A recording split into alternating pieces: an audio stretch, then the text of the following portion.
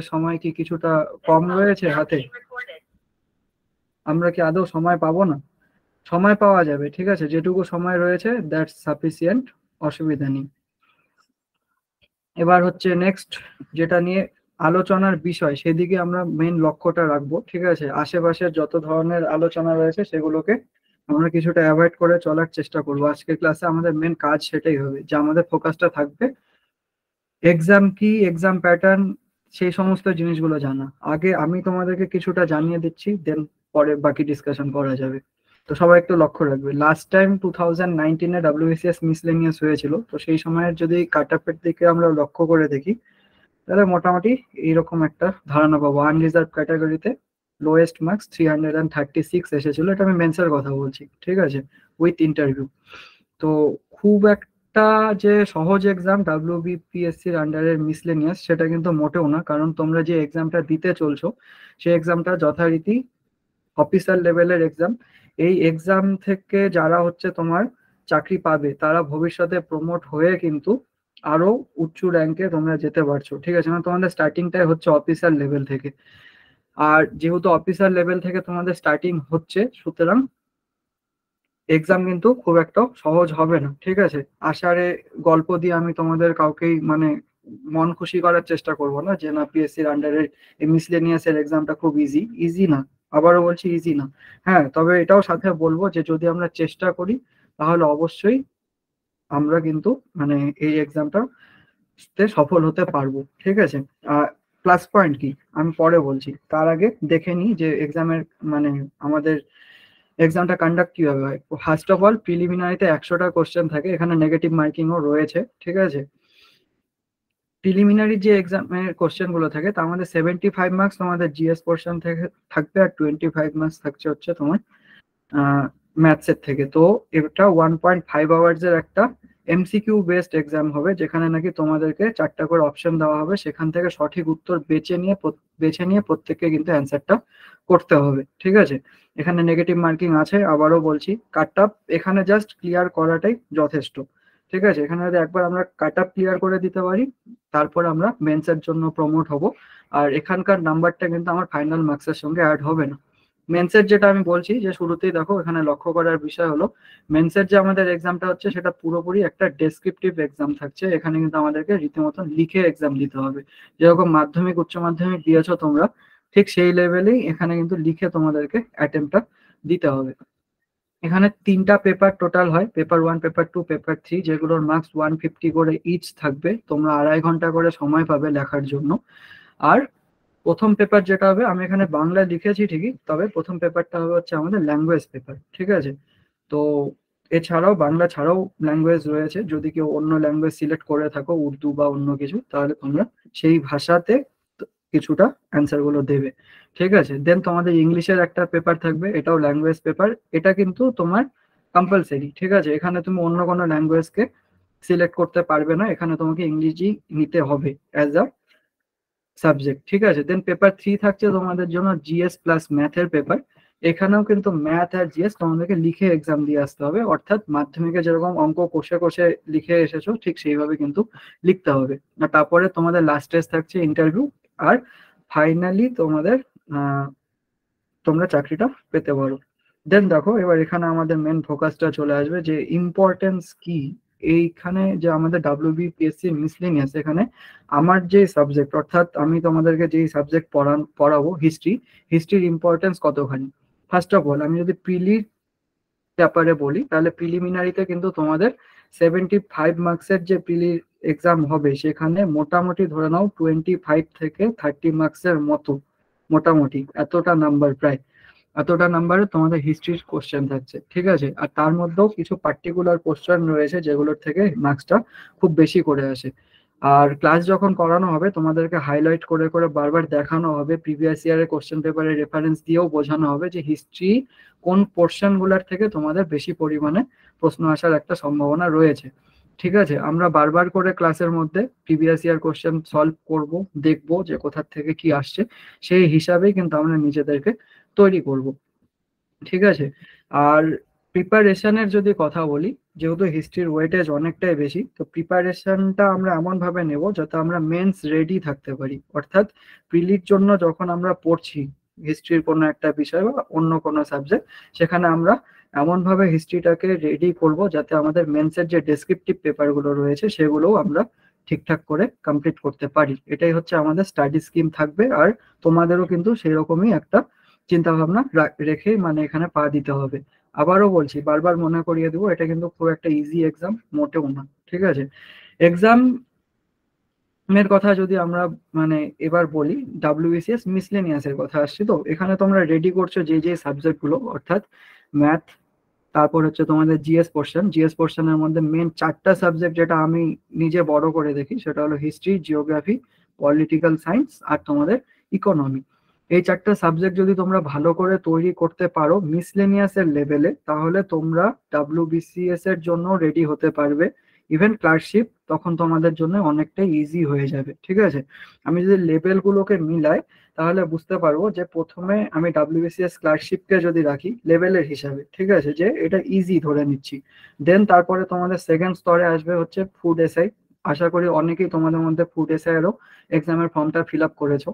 দেন তারপরে যে এক্সামটা হবে আমি সেখানেই মিসলেনিয়াসকে রাখতে পারি। আর দেন ডাব্লিউবিসিএস, অর্থাৎ মিসলেনিয়াস কিন্তু খুব একটাও সহজ না, ঠিক আছে। এটা কঠিন এক্সাম, বাট হ্যাঁ, এটার জন্য যদি তৈরি হতে পারো তাহলে তোমাদের কিন্তু বাকি ডাব্লিউবিপিএসসির আন্ডারে যে সমস্ত এক্সাম গুলো তোমরা দিচ্ছ বা পাশাপাশি আনুষঙ্গিক আরো যে সমস্ত এক্সাম তোমরা দিচ্ছ, যেরকম আমি জানি তোমাদের মধ্যে অনেকেই হয়তো পুলিশের এক্সাম দিচ্ছ, ঠিক আছে, বা সেন্ট্রালেরও হয়তো কিছু এক্সাম ট্রাই করার চেষ্টা করছো, তো তোমাদের জন্য কিন্তু এটা বেনিফিশিয়াল হবে। অর্থাৎ ডাব্লিউবিসিএস মিসলেনিয়াসের যে তোমার প্রিপারেশন, সেটা এতটাই ইনডেপথ আমাদেরকে করতে হবে প্রিপারেশনটা, যে সেই প্রিপারেশন থাকলে তার উপরে ভিত্তি করে আমরা বাকি এক্সাম গুলো কিন্তু হাসিল করতে পারবো বা নিজেদের হাতে রাখতে পারবো, ঠিক আছে। তো পড়াটাকে ওভাবেই করতে হবে, পড়াটাকে এমন ভাবে পড়তে হবে যাতে ডাব্লিউবিপিএসসি এর মিসলেনিয়াস না, পাশাপাশি আমাদের ডাব্লিউবিসিএস এর প্রিলিমিনারি এক্সাম, আমাদের ফুড এসআই, ক্লার্কশিপ বা পুলিশের যদি কেউ এক্সাম দিয়ে থাকো সেই এক্সাম গুলো যেন তোমাদের জন্য অনেকটাই সহজ হয়ে যায়। কারণ একটা জিনিস বলছি, যখন হিস্ট্রি তোমাদেরকে পড়ানো হবে, কথার কথা যদি বৈদিক যুগ পড়ানো হয়, তাহলে মনে রাখবে বৈদিক যুগ কিন্তু যেই বইয়ের থেকে আমরা করছি, ঠিক আছে, আমি বইয়ের নামগুলো তোমাদেরকে দেবো, সেই বইয়ের থেকেই কিন্তু তুমি বাকি যে এক্সাম গুলো রয়েছে সেই এক্সামের যে বৈদিক যুগের কোশ্চেন আসবে সেগুলোকে অনেকটাই রিলেট করতে পারবে, ঠিক আছে। তো এইভাবেই স্কিমটা চলবে। বারবার করে বলছি, স্কিম আমাদের স্টাডির এরকম হবে যে আমরা এমন ভাবে তৈরি করবো জিনিসটা যেন আমাদের একটা ইতিহাসের ভিত্তি তৈরি করে দেয়। এই ইতিহাসের ভিত্তিটার উপরে দাঁড় করিয়ে আমরা বাকি সাবজেক্ট, বাকি এক্সাম গুলো যেন সহজে দিতে পারি। নেক্সট দেখো, ঠিক আছে, আমরা কতটা স্টাডি করবো অ্যাকচুয়ালি হিস্ট্রি। তোমরা যদি মানে মিসলেনিয়াসের নোটিফিকেশনের দিকে তাকিয়ে দেখো, তাহলে দেখতে দেখতে পারবে সেখানে কিন্তু হিস্ট্রির যে সিলেবাস সেটা কিন্তু ভেঙে দেওয়া নেই, ঠিক আছে। যে হিস্ট্রি আমরা কতটা করব, হিস্ট্রি কোন লেভেলে গিয়ে পড়তে হবে, আমার কি মাধ্যমিক লেভেল অব্দি পড়লেই হবে, নাকি উচ্চ মাধ্যমিক লেভেলের যে ইতিহাস রয়েছে সেই লেভেলে পড়বো, নাকি এর থেকেও বেশি আমাদেরকে গভীরে গিয়ে পড়তে হবে। কারণ এটার কিন্তু কোনো লিমিট নেই, ঠিক আছে। এটা একটা লিমিটলেস, এন্ডলেস একটা সিলেবাস তোমাদের সামনে দিয়ে দিয়েছে। কিন্তু তবুও বলছি ব্যাপারটা ইজি, অতটাও কঠিন না। কিভাবে বোঝো, আমরা প্রচুর পরিমাণে এই ডাব্লিউবিপিএসসির আন্ডারে যে বাকি এক্সাম গুলো হয়ে থাকে, অর্থাৎ ডাব্লিউবিসিএস হোক, মিসলেনিয়াস হোক বা তোমার ক্লার্কশিপ হোক, সেই সমস্ত এক্সামের যেই সমস্ত প্রিভিয়াস ইয়ার কোশ্চেন রয়েছে সেগুলোকে বারবার করে সলভ করব। সলভ করলে আমাদের ধারণা চলে আসবে যে ডাব্লিউবিপিএসসি মেনলি কোন কোন চ্যাপ্টার গুলোকে আমাদেরকে টার্গেট করছে এক্সামের মধ্যে, ঠিক আছে। আমি যদি একদম সোজা তোমাদেরকে বলি যে একটা ইম্পর্টেন্ট চ্যাপ্টার যেখান থেকে নাকি প্রতিটা এক্সামে কোথাও না কোথাও কোশ্চেন এসেছে, একটা দুটো হলেও এসেছে, সেই চ্যাপ্টারটার নাম হলো বৌদ্ধ ধর্ম এবং জৈন ধর্ম। চ্যাপ্টারটা ভীষণভাবে ইম্পর্টেন্ট। কি করে জানতে পারলাম, প্রিভিয়াস ইয়ার কোশ্চেন যখন আমরা স্টাডি করব তখনই আমরা সেই ধারণাটা ভালো মতন পেয়ে যাব। তো তোমাদেরকে প্রতিটা ক্লাসে বা একটা ক্লাস করানো হলে পরের ক্লাসে বারবার করে কিন্তু প্রিভিয়াস ইয়ার কোশ্চেন গুলোকে করানো হবে, ঠিক আছে। আজকেও তোমাদের জন্য আমি কিছু রেফারেন্স রেখেছি যে কিভাবে আমরা প্রিভিয়াস ইয়ার কোশ্চেন করব। তোমাদেরকে প্রতি সপ্তাহে একটা করে টার্গেট দেওয়া হবে ক্লাসের মধ্যে, যে এতটা পর্যন্ত পড়া রেডি করতে হবে, সেইভাবে তোমাদেরকে পড়াগুলো তৈরি করে নিতে হবে। পরের ক্লাসের শুরু হওয়ার আগে, কারণ পরের ক্লাসের শুরুতেই তোমাদেরকে আগের ক্লাসের যে সমস্ত ঘটনাগুলো পড়লে সেই ঘটনার উপরে ভিত্তি করে প্রিভিয়াস ইয়ার কোশ্চেন সলভ করানো হবে। ঠিক আছে? আর যখন হচ্ছে তুমি আগের ক্লাসের জিনিসগুলো ঠিক করে পড়ে রাখছো, তোমার কোনো ব্যাকলগ থাকছে না, নেক্সট ক্লাসগুলো বুঝতেও কিন্তু সুবিধা হবে। কারণ হিস্ট্রির কথা যদি বলি, হিস্ট্রি কিন্তু একটা ধারাবাহিকতা বজিয়ে রেখে চলছে। মিনস হিস্ট্রিতে কি হয়, একটা কারণের জন্য আর একটা কারণের সৃষ্টি হয়। ঠিক আছে? আজকে যদি দেখি আমি অশোকের চ্যাপ্টার যদি আমি অ্যানালাইজ করি, তাহলে দেখতে পারবো যে অশোক একটা টাইমে খুবই উগ্র প্রকৃতির একজন রাজা ছিলেন, কিন্তু বৌদ্ধ ধর্মের সংস্পর্শে আসার পরে তিনি কিন্তু ধীরে ধীরে নিজের যে উগ্র প্রবৃত্তি সেটাকে ধীরে ধীরে শান্ত করে ফেললেন। ঠিক আছে? তো হয়েছে তো ব্যাপারটা। এবার অশোকের এই যে তোমার শান্ত হয়ে যাওয়ার যে ঘটনাটা, তার পরবর্তী রাজাদের মধ্যেও কিন্তু সেটা দেখা যায়, এবং দেখতে পারি আমরা বৌদ্ধ ধর্ম গোটা ভারতবর্ষে এবং ভারতবর্ষের বাইরেও ছড়িয়ে পড়তে শুরু করে। হিন্দু ধর্মের তখন প্রকোপ ধীরে ধীরে কমতে শুরু করে। এই যে একটা ঘটনার পরিপ্রেক্ষিতে আর একটা যে ঘটনা তৈরি হচ্ছে, ঠিক আছে, সেই জিনিসগুলোকে আমরা খুব ভালো মতন অ্যানালাইজ করব। এটাই আমাদের স্টাডির মেইন স্কিম থাকবে। আমরা এমন ভাবে জিনিসটাকে তৈরি করব যাতে আমাদেরকে রোট লার্নিং, অর্থাৎ যে বলে না তোতা পাখির মতন মুখস্থ করা শুধু, সেটা যেন না করতে হয়। আমরা মুখস্থ অবশ্যই করব, ঠিক আছে, আমি কথাটাতে একদমই বিশ্বাসী না যে মুখস্থ করার কোনো প্রয়োজন নেই, ভালো স্টুডেন্ট তো এমনি পারবে না। মুখস্থ করতে হয়, কিন্তু আমরা এমন ভাবে মুখস্থ করব যেন তার আগে জিনিসটা পড়ে আমরা বুঝে আমরা মুখস্থ করি। গল্পের আকারে হিস্ট্রিটাকে শিখবো।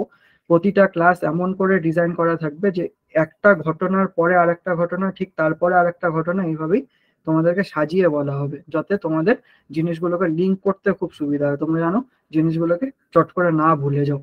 নেক্সট আমরা যদি লক্ষ্য করি, ঠিক আছে, আমি তোমাদেরকে বললাম যে কিছু বইয়ের ব্যাপারে আমি ডিসকাস করব তোমাদের সাথে। তো একটু এই স্লাইডের দিকে লক্ষ্য করো, এখানে তোমাদেরকে কিছু বইয়ের নাম আমি উল্লেখ করে দিয়েছি। অনেক বেশি বই পড়ার দরকার নেই, বারবার বলছি, ঠিক আছে, কিছু বইয়ের নাম আমি বলছি, সেই বইগুলোই তোমরা ফলো করতে পারো। বা তোমাদের কারোর কাছে যদি 11-12 এর লেভেলের হিস্ট্রি বুক থেকে থাকে, দ্যাট ইজ অলসো সাফিসিয়েন্ট। তোমাদেরকে তার বাইরে যাওয়ার দরকার নেই। কথার কথা, আমি এখানে কিছু বই কোট করে রেখেছি। এখন তুমি ভাবলে যে স্যার তো ওই বই পড়াচ্ছে, তার মানে ওই বইটা নিশ্চয়ই ভালো হবে। বা তোমার কোনো এক বন্ধু বললো, বা পাড়ার কোনো সিনিয়র দাদা দিদি কেউ একজন তোমাকে সাজেস্ট করলো। না, সব থেকে ভালো বই বলে কোনো বই হয় না। ঠিক আছে? প্রতি বছর কি হয়, এই বছর এই বইয়ের থেকে কিছু কোশ্চেন যদি থাকে, নেক্সট ইয়ার ওই বইয়ের থেকে কিছু কোশ্চেন থাকবে। তো সেটা নিয়ে ভয় পাওয়ার কিছু নেই। আমরা একটা বইকেই পড়বো, বারবার করে পড়বো। ঠিক আছে? তোমাদের একটা সোর্স ধরে সেটাকে বারবার করে রিভিশন দিতে হবে। এখানে আমি দুটো বইয়ের মেন সাজেশন দিচ্ছি। তোমাদের মধ্যে আশা করছি বাংলা মিডিয়ামের সংখ্যাটাই অনেক বেশি। তো যারা বাংলা মিডিয়ামে রয়েছে তারা এই বইটি, স্বদেশ সভ্যতা এবং বিশ্ব, ঠিক আছে, জীবন মুখোপাধ্যায়ের লেখা এই বইটি, চাইলে স্ক্রিনশট নিয়ে রাখতে পারো। এই বইটি তোমরা পড়তে পারো। ঠিক আছে? এই বইয়ের মধ্যে কিছু না, বাকি হিস্ট্রি বই এই হিস্ট্রি বইয়ের মধ্যে কোনো পার্থক্য নেই। বৈদিক যুগ বাকি বইয়েও যা পড়ানো রয়েছে এখানেও তাই রয়েছে। ঠিক আছে? অশোকের ব্যাপারে এখান থেকেও যা জানতে পারবে, বাকি বইগুলোর থেকেও কিন্তু তুমি তাই জানতে পারবে। এখানে শুধু একটা প্লাস পয়েন্ট এটাই যে বইটার মধ্যে সব কয়টা যুগকে সাজিয়ে রাখা হয়েছে। তোমরা বইটাকে এমন ভাবে ইউজ করতে পারো যে এই একটা বই থেকেই তোমরা মোটামুটি পুরা হোল হিস্ট্রি, অর্থাৎ আমাদের প্রাচীন যুগ থেকে শুরু করে মধ্যযুগ, মধ্যযুগ থেকে আধুনিক যুগ এবং স্বাধীনতার পরবর্তী যে ইতিহাস, সেই ইতিহাসটার ব্যাপারেও তোমরা সম্পূর্ণভাবে জানতে পারবে। তো এই বইগুলো কিন্তু তোমাদেরকে, এই বইটা বিশেষভাবে হেল্প করতে পারে। এবার কথার কথা, কারোর মনে প্রশ্ন আসতেই পারে যে স্যার আমার কাছে অন্য বই রয়েছে, আমি কি করব? কারোর কাছে রামচন্দ্র গুহা থাকতে পারে, কারোর কাছে বিপিন চন্দ্র থাকতে পারে, কারোর কাছে রাজীব আহিরের বই থাকতে পারে। ঠিক আছে? কোনো ব্যাপার না, তোমরা সেখান থেকেই ফলো করো। বারবার বলছি, লেভেলটা যদি আমি সেট করি তাহলে আমি বলবো ক্লাস 11-12 এর যে হিস্ট্রি রয়েছে সেই লেভেলের যে কোনো হিস্ট্রি বই তুমি ধরে নাও। তোমার কাছে যদি থেকে থাকে স্কুলের বই, তোমার ভাই বোন কারোর যদি বই থেকে থাকে, তোমরা সেখান থেকে হিস্ট্রিটাকে কিন্তু পড়তে পারো। অর্থাৎ ব্যাপারটা এরকম হবে, প্রথম দিন যদি আমি তোমাদেরকে বৈদিক সভ্যতার ব্যাপারে পড়িয়ে থাকি, তাহলে তোমরা তোমাদের কাছে রাখা বইটাকে ধরো, ডিটেলসে স্টাডি করো একদম ভালো মতন। ঠিক আছে? পড়ে তারপরের দিন নেক্সট ক্লাস অ্যাটেম্প্ট করতে আসো। ঠিক আছে? তবে এই যে পাশের দুটো বই রয়েছে, এই দুটো বই আমি প্রত্যেককে সাজেস্ট করব, যদি তোমাদের অসুবিধা না থাকে এই বইটা তোমরা ফলো করতে পারো যে কেউ। ঠিক আছে? এটা কি WBCS স্ক্যানার বলে একটা বই রয়েছে, সুতপা কর আর শামীম সরকারের। এই বইটা বাংলা ইংলিশ দুটোতেই তোমরা পেয়ে যাবে। প্লাস পয়েন্টটা কি, আমি তো এখান থেকে তোমাদেরকে প্রিভিয়াস ইয়ার কোশ্চেন করাবোই, কিন্তু নিজের থেকেও যদি করতে চাও যে না আমি নিজেই প্রিভিয়াস ইয়ার কোশ্চেন গুলো করবো, তাহলে তোমরা এখান থেকেও পেয়ে যাবে। ঠিক আছে, এবার কথা, স্যার আমার কাছে তো এত টাকা নেই, আমি এই বইটা কিনতে পারবো না, এই ডাব্লিউবিসিএস কেন? ডোন্ট ওয়ারি, কেনার দরকার নেই। হিস্ট্রির কোশ্চেনটা তোমরা আমার এখান থেকে প্রিভিয়াস ইয়ার কোশ্চেনের পিডিএফ পেয়ে যাবে পুরোপুরি। ঠিক আছে, এইটুকু আশ্বাসন আমি তোমাদেরকে শুরুতেই দিতে পারবো যে হ্যাঁ, হিস্ট্রির প্রিভিয়াস ইয়ার কোশ্চেনের ফুল পিডিএফ তোমরা এখান থেকেই পেয়ে যাবে। ঠিক আছে, এখানে দুটো ডাব্লিউবিসিএস স্ক্যানার রয়েছে। একটা হচ্ছে তোমার ডাব্লিউবিসিএস এর প্রিলিমিনারি এক্সামের প্রিভিয়াস ইয়ার কোশ্চেন দেওয়া রয়েছে, এবং পরেরটাতে তোমার মেন্সের কোশ্চেন গুলো দেওয়া রয়েছে। ঠিক আছে, তো বইটা একসঙ্গে দুটোর সেটই পাওয়া যায়। যদি কেনার ইচ্ছা থাকে কেন, যদি কেনার ইচ্ছা না থাকে don't worry, I am here to provide you all the study materials, তোমরা পেয়ে যাবে, এটুকু নিশ্চিন্তে থাকো। এবার বাকি বইয়ের কথাও বলছি। নোটস, এখান থেকে প্রতিটা ক্লাসে যেই নোটস থেকে পড়ানো হবে সেই নোটসের পিডিএফ মেটেরিয়ালস তোমরা সাথে সাথে পেয়ে যাবে। সেই পিডিএফ মেটেরিয়ালস এর মধ্যেও যথেষ্ট পরিমাণে ডেটা কালেক্ট করে দেওয়া রয়েছে। প্রতিটা নোটস অনেক রিসার্চের পর ধীরে ধীরে ধীরে ধীরে সেগুলিকে সংকলিত করে তৈরি করা হয়েছে। সেই নোটস গুলোও তোমরা পাচ্ছ প্রতিটা ক্লাসের পরে। এটুকু একদম অ্যাসুরেন্স দেওয়া হচ্ছে যে হ্যাঁ, তোমরা হিস্ট্রির ফুল নোটস পাবে, ফুল প্রিভিয়াস ইয়ার কোশ্চেন পাবে। এখানে আমরা শুধু যে পড়াটা পড়িয়ে দিয়ে চলে গেলাম সেটা না, পরের দিন আমি তোমাদের উপরে একটা ডিটেলস অ্যাসেসমেন্টও করব, যাতে তোমাদের একটা টেস্ট হয়ে যায়। ঠিক আছে, যত বেশি পরিমাণে আমরা প্রিভিয়াস ইয়ার কোশ্চেন পেপার গুলোকে সলভ করব, ততই দেখতে পারবো যে আমাদের অ্যান্সার সলভিং ক্যাপাবিলিটিটা বাড়ছে, শার্পনেস আসছে, আমরা সঠিক উত্তরটাকে সহজেই নির্ণয় করতে পারছি। দেখো, আমি যদি একটু ডিটেলসে আসি, ঠিক আছে, তোমার ডাব্লিউবিপিএসসির আন্ডারের এক্সাম গুলো, অর্থাৎ ডাব্লিউবিসিএস, মিসলেনিয়াস, ক্লার্কশিপ, এগুলার কথা যদি বলি, তাহলে তোমাদেরকে বলো প্রতিটা এক্সামের না একটা আইডিয়াল স্কিম মানে টাইপ অফ কোশ্চেন থাকে। ঠিক আছে, ধরে নাও 30% কোশ্চেন থাকবে ভীষণ ইজি, ওটা মোটামুটি সারা বছর যে পড়াশোনা করে গিয়েছে সে পেরে যাবে, কারণ ওটা ডাইরেক্ট বইয়ের থেকে দেওয়া থাকে। এই বই ওই বই সব বইয়ের থেকে মিলিয়ে মিশিয়ে সেখানে কিন্তু জিনিসগুলো দেওয়া থাকে। ওটা মোটেও কঠিন হয় না, ওটা সবাই পারে, আর ওটা তোমাকেও করতে হবে। তোমাকে এমন ভাবে প্রিপারেশন নিতে হবে, ওই ইজি কোশ্চেন গুলো কিন্তু ছাড়া যাবে না। একটা বেসিক রিডিং, একটু বেসিক পড়াশোনা থাকলেই তোমরা সেটা করতে পারবে। সেকেন্ড, যেই স্ট্যান্ডার্ডের কোশ্চেন গুলো আছে, সেই স্ট্যান্ডার্ডের কোশ্চেন গুলো কিরকম থাকে, সেগুলো একটা মডারেট লেভেলের থাকে, অর্থাৎ সেগুলো না অত সোজা না অত কঠিন, সলভ করতে পারবে, বাট তোমাকে একটু অ্যানালাইজ করতে হবে, তোমাকে একটু ভালো করে সেই জিনিসগুলোকে পড়ে দেখতে হবে, কোশ্চেনটাকে বারবার করে পড়তে হবে, কিছু প্রশ্নের সঙ্গে কিছু প্রশ্নকে কানেক্ট করতে হবে, লিঙ্ক খুঁজতে হবে, অপশনগুলো এলিমিনেট করতে হবে, করার পরে তোমরা দেখতে পারবে যে হ্যাঁ, এখান থেকে কিন্তু হয়ে যাচ্ছে। ঠিক আছে, এবার বলছি, এই মডারেট লেভেল গুলোকেই আমাদেরকে মেনলি টার্গেট করতে হবে। কারণ কি, হার্ড লেভেলে যেগুলো আসবে সেগুলো হয় তুমি জানো, না হয় তুমি জানো না। ঠিক আছে, সেগুলো এতটাই কঠিন থাকবে যে সেগুলো সবার সাধ্যের মধ্যে থাকবে না। সেটা হতে পারে যে তোমার যে টিচার তোমাকে পড়াচ্ছে তিনিও হয়তো সেইভাবে জানেন না।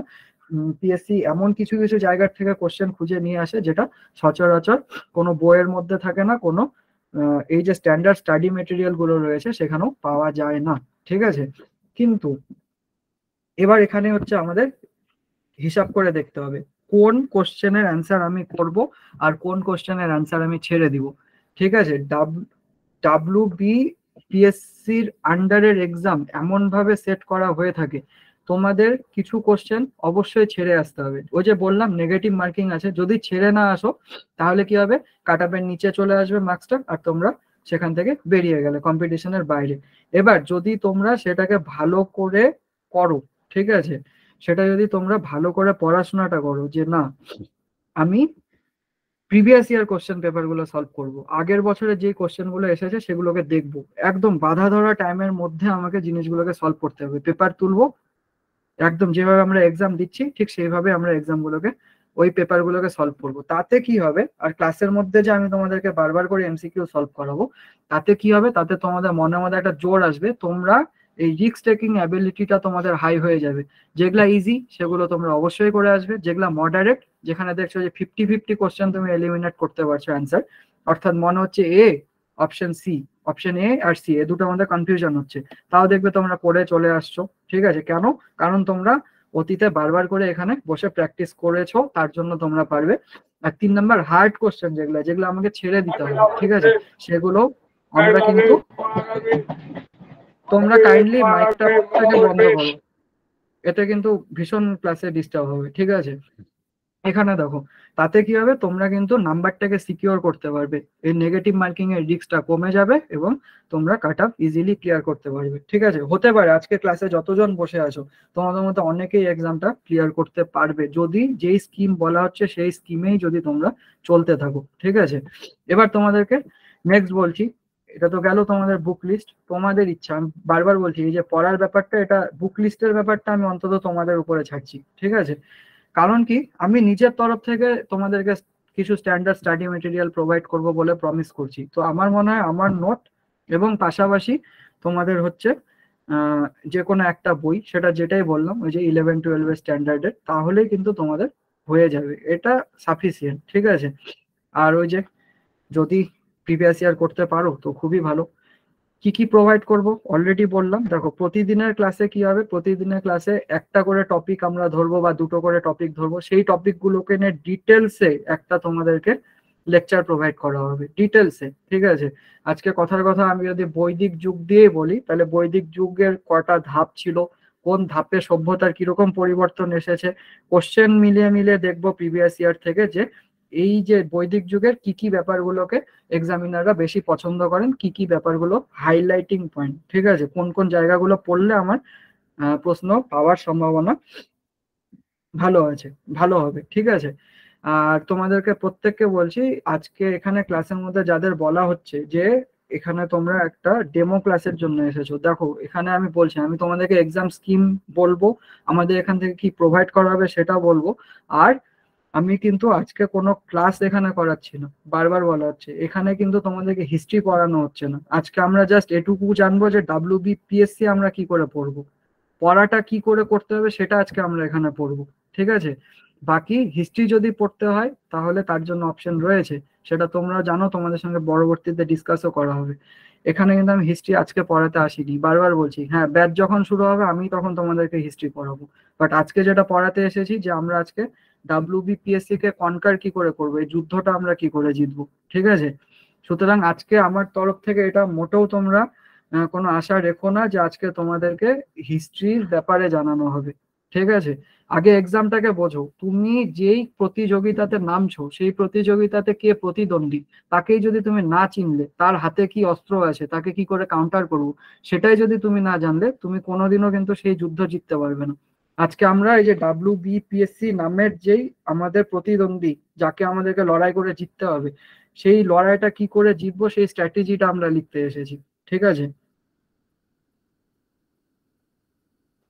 তো যাদের যাদের মনে হচ্ছে যে না আজকের ক্লাসে এখানে তোমাদের খুব একটা লাভ হবে না, তাহলে বলছি তোমরা খুবই ভীষণ ভাবে মানে একটা নিজেদেরকেই দ্বন্দ্বের মধ্যে রেখে দিয়েছো, কিচ্ছু হবে না এখানে, ঠিক আছে। আমি যদি আজকে ক্লাস শুরুও করে দিই, একদিনের হিস্ট্রি ক্লাসে হিস্ট্রি তোমাদের পড়াও হবে না, কারণ এটা একটা লম্বা চওড়া ব্যাপার, ঠিক আছে। আর বারবার বলছি, প্রিপারেশন এমন ভাবে নিব, মিসলেনিয়াস এর প্রিপারেশন দিয়ে আমরা বাকি এক্সাম গুলোকে যে করে হোক এনি হাও কনকার করবোই, ঠিক আছে। মিসলেনিয়াস এর প্রিপারেশনটাই এতটা স্ট্রং লেভেলের থাকবে যে, শুধু আমি বলছি ক্লার্কশিপ কেন, আমার ফুড এসআইয়ের জন্য আমি রেডি হব, আমার যদি কোনো পুলিশের এক্সাম থাকে, কনস্টেবল বা অন্য কিছু, সেটার জন্য আমি রেডি হব। আর বাকি সবকিছুর জন্যই আহ, বাকি এক্সাম গুলোর জন্য রেডি হব। ইভেন এই হিস্ট্রির ক্লাসগুলো যদি আমরা ঠিকঠাক করে করি, নোটগুলো গুছিয়ে যদি পড়ি, বা এই বইগুলোকে যদি আমরা ঠিক করে পড়ি, তাহলে আমরা শুধু WBCS এর জন্য কিন্তু তৈরি হতে পারবো, ঠিক আছে। ডিফারেন্সটা তৈরি হয়ে যাবে টাফনেস এর মধ্যে, ঠিক আছে। আজকে যদি আমি কোশ্চেনের প্যাটার্নটাকে ডিটেলসে স্টাডি করি, তাহলে দেখবো যে WBCS বর্তমানে, মানে WBCS এর কথা বলছি, WBCS বর্তমানে WBCS এক্সামে এই লেভেলের কোশ্চেন আসছে যেটা নাকি মিসলেনিয়াস বা ক্লার্কশিপের থেকে অনেকটাই হাই, ঠিক আছে। প্রিলিমসে ইংলিশ নেই, ঠিক আছে, মিসলেনিয়াসে প্রিলিমসে ইংলিশ নেই, ঠিক যেভাবে স্কিমটা মানে আলোচনা করা হলো তোমাদের এক্সাম প্যাটার্নটা, সেইভাবেই হবে। 75 মার্কসের তোমরা কিন্তু মোটামুটি জিএস পাবে, সেই জিএস এর মধ্যে হিস্ট্রি, পলিটি, তারপরে হচ্ছে সায়েন্সের কিছু বেসিক কোশ্চেন, কারেন্ট অ্যাফেয়ার্স, তারপরে হচ্ছে তোমাদের জিওগ্রাফি আর ইন্ডিয়ান ইকোনমি, দ্যাটস ইট, এটুকুই পাওয়া যাবে। হ্যাঁ, তো এবার নেক্সটের দিকে আমরা একটু ফলো করে দেখবো।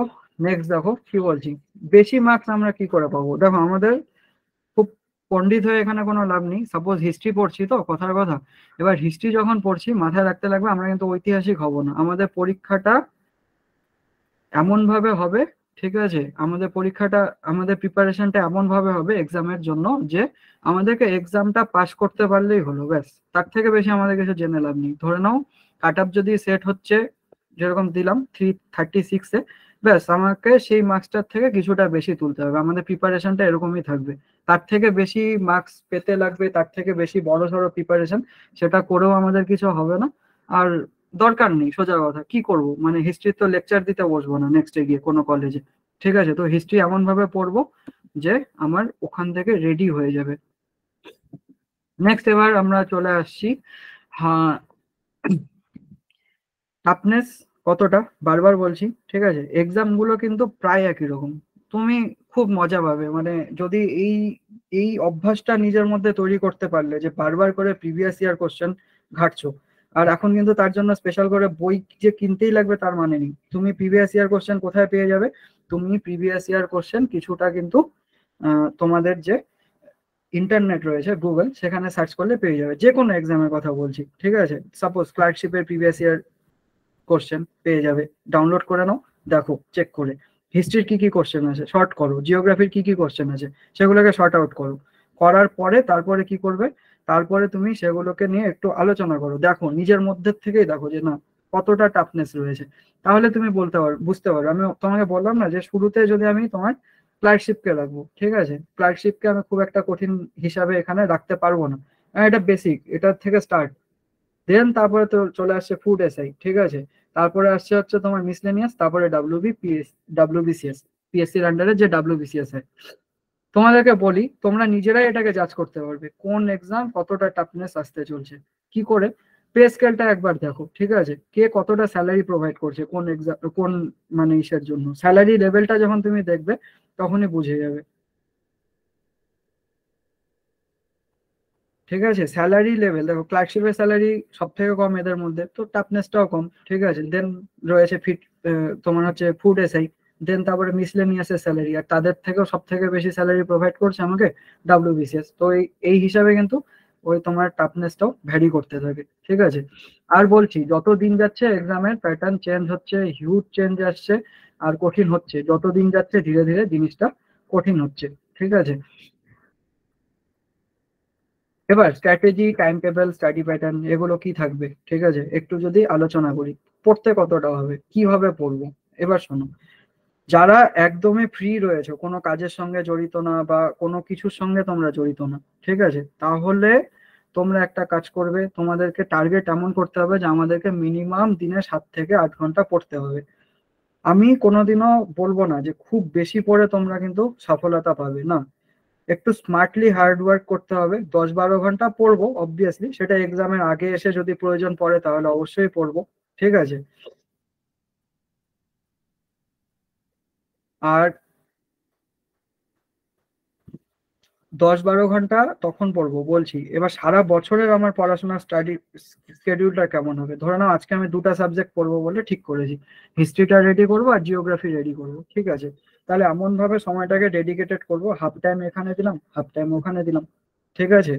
আর খুব ভালো করে পড়বো। ওই যে 6-7 ঘন্টা যে আমি নিজেকে দিচ্ছি, এই 6-7 ঘন্টাটা শুধু আমার হবে আর আমার বইয়ের হবে। বই আর আমার মাঝখানে কিন্তু আমি 6-7 ঘন্টা আর অন্য কিছুকে এন্টারটেন করব না। তোমাদের মধ্যে অনেকেই আছো যারা নাকি অনেকগুলো ফেসবুকে বা তোমার হচ্ছে হোয়াটসঅ্যাপের উপরে বা টেলিগ্রামে গ্রুপ জয়েন করে রেখেছো, সেখানে প্রচুর শর্ট কোশ্চেন আপলোড করা হয়। র্যান্ডাম সেখানে গিয়ে তুমি একটা কোশ্চেনের অ্যান্সার করে দিচ্ছ, সেখানে কারোর সঙ্গে তোমার লড়াই হয়ে যাচ্ছে। এইভাবে কিন্তু তোমার প্রিপারেশন হবে না। প্রিপারেশন যখন করতে বসছো, অবভিয়াসলি ইন্টারনেটের হেল্প তো আমাদেরকে নিতেই হবে, কারণ বললাম যারা চাও না বা পারবে না, সাধ্য নেই যে না আমরা বেশি বইয়ের পেছনে টাকা খরচ খরচ করতে পারবো না, প্রিভিয়াস ইয়ার তো নেটেই পাওয়া যায়, তাহলে সেখান থেকে কালেক্ট করব, অবভিয়াসলি করতে পারো। কিন্তু যখনই পড়তে বসছো, পড়ার সময় মাথায় রাখবে যে ফোনটাকে যতটা সম্ভব অ্যাভয়েড করতে লাগবে, দূরে রাখতে লাগবে। পারলে তো বলবো যে ফোনটাকে সাইলেন্ট করে দূরেই রেখে দাও, দরকারই নেই, কারণ ওটা সব থেকে বেশি ডিস্ট্রাকশন ক্রিয়েট করবে। আজকে বলছি তোমরা মিলিয়ে দেখো, এটাই হবে, ফোনটা তোমাদের সব থেকে বেশি ব্যাঘাত ঘটাবে। ঠিক আছে, যা স্ট্র্যাটেজি বানিয়ে ফেলো যাই করো, তোমাদের ওটা পুরোপুরি নষ্ট হয়ে যাবে। স্ট্র্যাটেজি একটা বানানো অবশ্যই দরকার। তুমি কয় মাসের মধ্যে কয়টা জিনিস শেষ করবে সেটা তোমার উপরে পুরোপুরি ডিপেন্ড করছে। তোমাকে আগে একটা স্ট্র্যাটেজি বানাতেই হবে। ঠিক আছে, এখান থেকে তো ক্লাস করানো হবে, এখানে হিস্ট্রি করানো হবে, কেউ পলিটি করাবেন, কোনো স্যার হচ্ছে জিএস পোর্শন জিএস এর বাকি পোর্শন করাবেন, কোনো স্যার ম্যাথ করাবেন, সবকিছুই হবে, কিন্তু তোমার নিজস্ব একটা পার্সোনাল স্ট্র্যাটেজি থাকবে যে হ্যাঁ, ক্লাসের সঙ্গে সঙ্গে আমি নিজের পড়াটাকেও কমপ্লিট করবো। তো স্ট্র্যাটেজি বানাও, দেখো তোমার সকালে কয় ঘন্টা তুমি পড়তে বসতে পারছো, দুপুরে বসতে পারছো কিনা, রাতে বসতে পারছো কিনা, করে একটা টাইম টেবিল ফিক্সড করো। ঠিক আছে, করার পর তারপরে দেখো, মানে তোমাকে তোমার কাজের হিসাবে কিন্তু মিলাতে হবে টাইম টেবিলটা। সাপোজ কেউ জব করছে, ঠিক আছে, কথার কথা বলছি, কেউ 9 to 5 জব করে, তাহলে অবশ্যই আগে মানে জবে যাওয়ার আগে যতটুকু পারো হয়তো নিউজ পেপারটা তুলে পড়ে নিলে। ঠিক আছে, নিউজ পেপারটা দেখে নিলে একবার, নিউজ পেপার তো পড়তেই হবে। দেখো তোমাদের এখানে প্রচুর কারেন্ট অ্যাফেয়ার্স আসবে, আমরা এখান থেকে কারেন্ট অ্যাফেয়ার্স প্রোভাইড করবো, বাট তা সত্ত্বেও বলছি নিউজ পেপারটা এই কারণে পড়বে, কারণ নিউজ পেপার পড়লে কি হবে, সাপোজ কেউ ইংলিশ নিউজ পেপার পড়ছো, তার লেখার কৌশলীটা আরো শুধরে যাবে। কেউ ধরো না বাংলা নিউজ পেপার পড়ছো, বাংলা লেখার একটা কৌশলী তোমার মধ্যে তৈরি হবে। ঠিক আছে, আর প্রতিটা সচেতন নাগরিকেরই কিন্তু মানে পেপার পড়া উচিত। আর তোমরা যেহেতু চাকরির পরীক্ষার্থী, তোমাদের তো অবশ্যই জানা উচিত, তুমি দিচ্ছ মানে ওয়েস্ট বেঙ্গল গভর্নমেন্টের একটা অফিসার লেভেলের এক্সাম, তাহলে তোমাকে তো তোমার স্টেটের ব্যাপারে, তোমার দেশের ব্যাপারে তোমাকে জানতেই হবে। আর এই জানার যে জিনিসটা, আহ, জানার যে তোমার জিনিসটাকে বিস্তার করবে, যে আমাকে আরো বেশি জানতে হবে, কোথার থেকে জানবে, নিউজ পেপার। ঠিক আছে, ওই নিউজ পেপারের মধ্যেও যেরকম বললাম যে এক্সাম যখন দিতে বসছো, এক্সাম দিতে বসলে তোমাদেরকে কোশ্চেন শর্ট করতে লাগবে প্রথমে, যে এই কোশ্চেনের অ্যান্সারটা আমি করব আর এটা করব না। সিমিলারলি কিন্তু তোমাদেরকে এই নিউজ পেপারের মধ্যেও জিনিসগুলোকে শর্ট আউট করতে হবে, যে এই নিউজটা পড়বো, এটা আমার মনে হচ্ছে জিওগ্রাফি রিলেটেড নিউজ, এটা এক্সামে আসতে পারে। এই নিউজটা দেখে মনে হচ্ছে যে হ্যাঁ, এটা হিস্ট্রি রিলেটেড নিউজ, এটা আসতে পারে, এটার একটা বিশেষ গুরুত্ব আছে।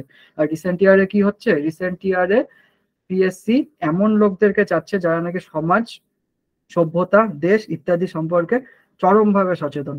ঠিক আছে, আমার দেশে কি চলছে আমি জানি না, কোন নদীটা আসলে কোন দিক দিয়ে গেছে আমি কিছু জানি না, আমি বইয়ের মধ্যে পড়ে নিলাম ব্যাস হয়ে গেল না, ওইভাবে কিন্তু হবে না। এখন কারেন্টকে বেস করে কিন্তু প্রচুর পরিমাণে কোশ্চেন অ্যান্সার করানো হয়ে থাকে। ঠিক আছে, প্রচুর পরিমাণে প্রশ্ন ওখান থেকে কারেন্ট বেস কোশ্চেন আসছে। ঠিক আছে, আজকে কোনো একটা তোমার হলো হিস্টোরিক্যাল সাইট বা হিস্ট্রির জায়গা যেটা রয়েছে ইতিহাসের, সেটা হলো তোমার সরকারের পক্ষ থেকে বা কোনো একটা সংস্থার পক্ষ থেকে বিশেষভাবে তোমার সম্মানিত হলো, তাহলে অবশ্যই সেটাকে আমাকে পড়তে হবে। আজকে প্যালেস্তিন ইসরায়েলের মধ্যে যুদ্ধ চলছে, এই দুটো দেশই হচ্ছে ভূমধ্য সাগরের তীরবর্তী এলাকা। আমি যখন জিওগ্রাফি পড়ছি তখন তো আমাকে ভূমধ্য সাগর খুব ভালো করে পড়তে হবে, যেহেতু নিউজে আছে তাই কোশ্চেন আনসার ওখানে, কোশ্চেন আসার চান্সটাও অনেক বেশি। ঠিক আছে, স্টাডি প্যাটার্ন ঠিক তোমরা নিজেদের মতন করেই তৈরি করবে। যারা জব করছো বা ধরে নাও এখনো কলেজ গোয়িং স্টুডেন্ট, এই বছর এক্সাম দেবে, তারা তোমরা এটাই করতে পারো যে সকালবেলা নিউজ পেপারটা তোমরা অন্তত পড়ে নিলে, আর কিছু করো চাই না করো, নিউজ পেপার পড়ে নিলে, দুটো পিডিএফ জেরক্স করে নিয়ে অফিসে চলে গেলে, একটু টাইম পেলে কিছুটা সময় চোখ বুলিয়ে নিলে। দেখো, খিদা যদি তোমার থাকে তাহলে তোমাকে খাওয়ার জন্য প্রস্তুত থাকতে হবে। ঠিক আছে, যেই একটু একটু ছোট ছোট ফাঁক ফোকর পাচ্ছ, তোমাদেরকে কিন্তু কাজে লেগে যেতে হবে। এবার সন্ধ্যার পরে অফিস থেকে আসলে, সে যত রাতি হোক না কেন, আমাদের প্রতিটা লেকচার তোমাদের হচ্ছে রেকর্ড করে দেওয়া হবে। সুতরাং ওই লাইভ লাইভ ক্লাস আমি করতে পারলাম না সেটা নিয়ে টেনশন করে কোনো লাভ নেই। ঠিক আছে, হ্যাঁ, লাইভে থাকার জন্য প্রত্যেককেই বলবো, সেটা হলে ভালো হয়, কিছু যদি তোমাদের ডাউট থাকে লাইভ ক্লাসে করে নিতে পারবে। হ্যাঁ, এবার দেখো লাইভ ক্লাসে থাকতে পারছো না, নো ওয়ারি, ঠিক আছে, তোমরা রেকর্ড ক্লাসগুলোকে দেখো, কোনো একটা দিন তো ছুটি পাবে মাঝখানে, তখন এসে বাকি প্রবলেম গুলোকে আলোচনা করো, যে স্যার এটা এটা বুঝতে পারিনি বা কিছু অসুবিধা হচ্ছে, আপনি হচ্ছে সলভ করিয়ে দিন। ঠিক আছে,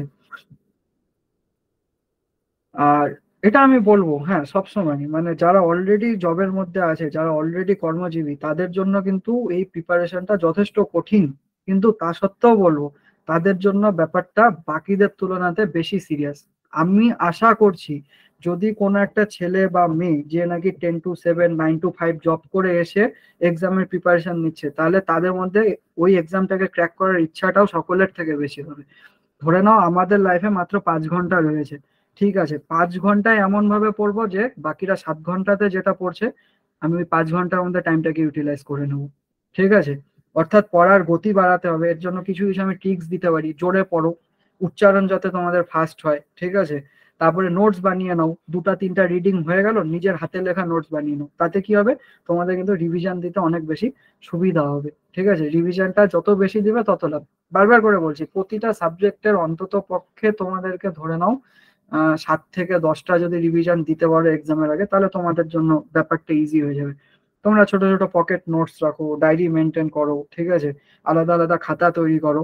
পড়াটাকে না, মানে এটাকে একটা মিশন বানিয়ে নাও। ধরে নাও তোমরা অলরেডি অফিসার হয়ে গেছো, এবার তোমাদের কাজ হলো, তুমি অ্যাজ এ অফিসার তোমার কাজ হলো এই যে তুমি নামক বেকার যে একটা জীব রয়েছে বাড়িতে, তাকে প্রতিষ্ঠিত করতে হবে।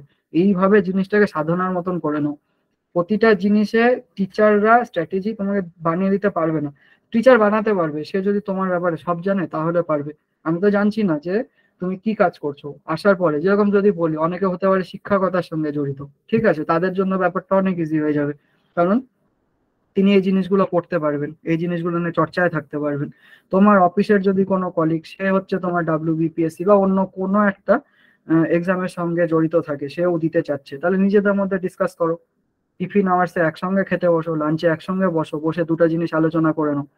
ঠিক আছে, তোমার সাথে বসে না কলিগ, হতে পারে সে বাড়িতে নিজের মতন প্রিপারেশন করছে, তাকে অলরেডি একবার করে বলে দাও যে এই সময়টা আমরা ডিসকাস করবো, করে নিয়ে জিনিসটাকে তৈরি করব।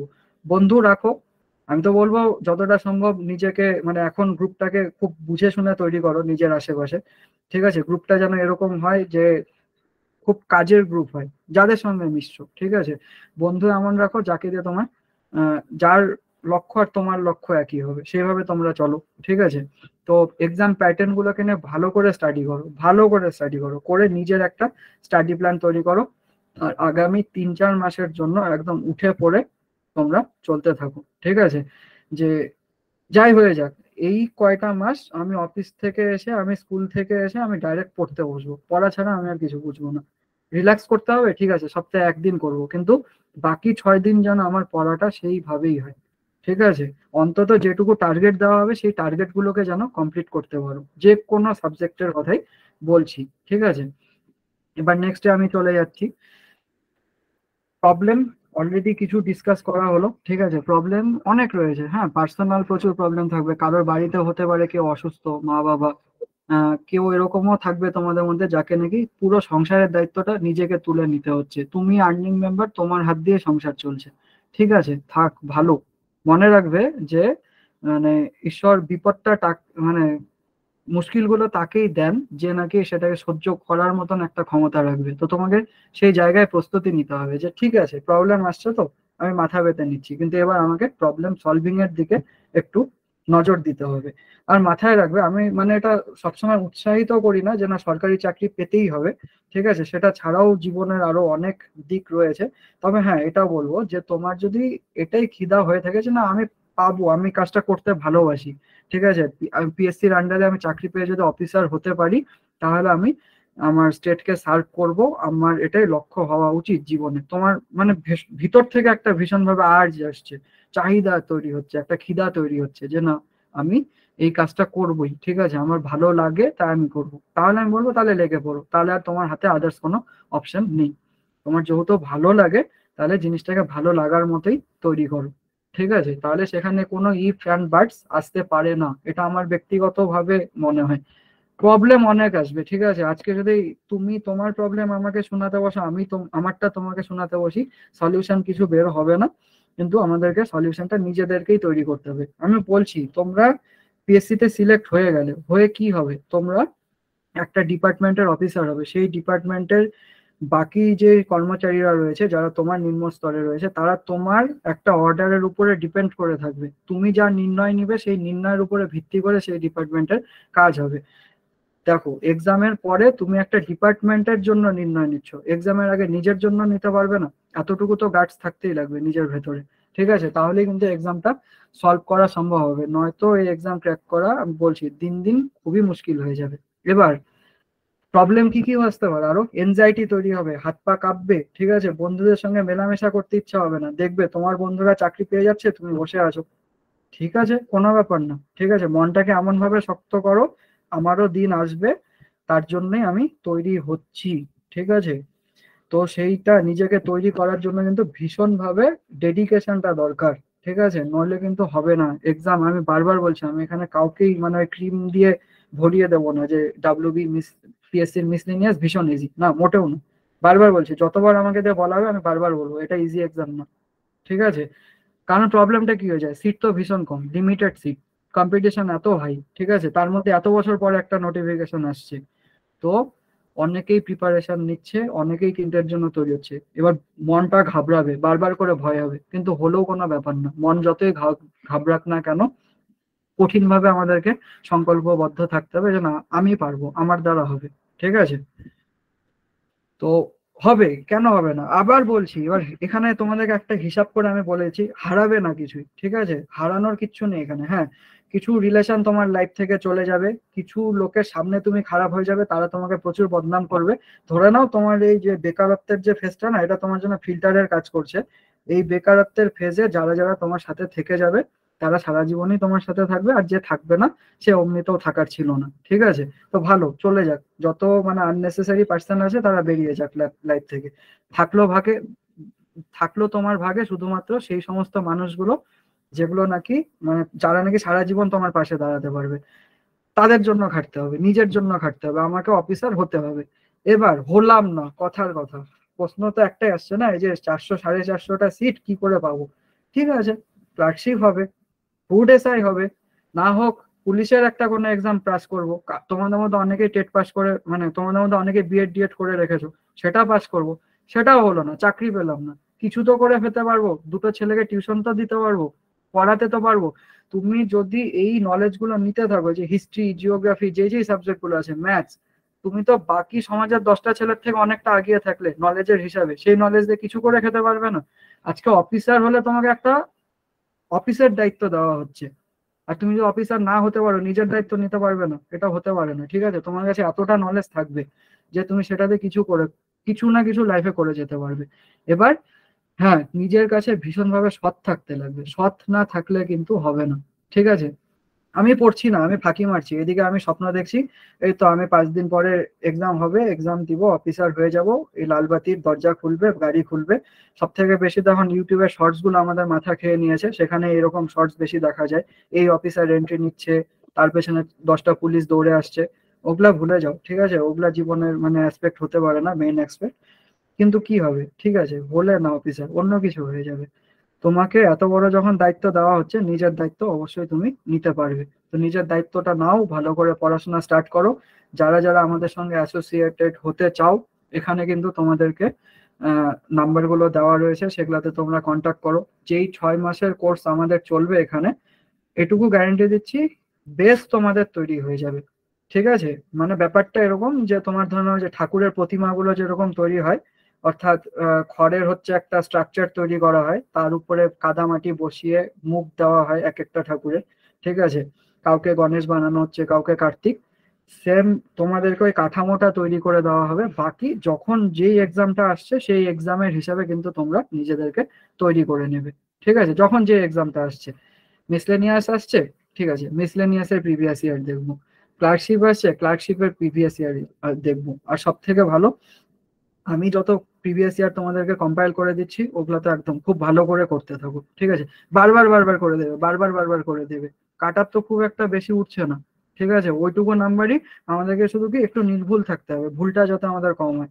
কেন হবে না, অবশ্যই হবে।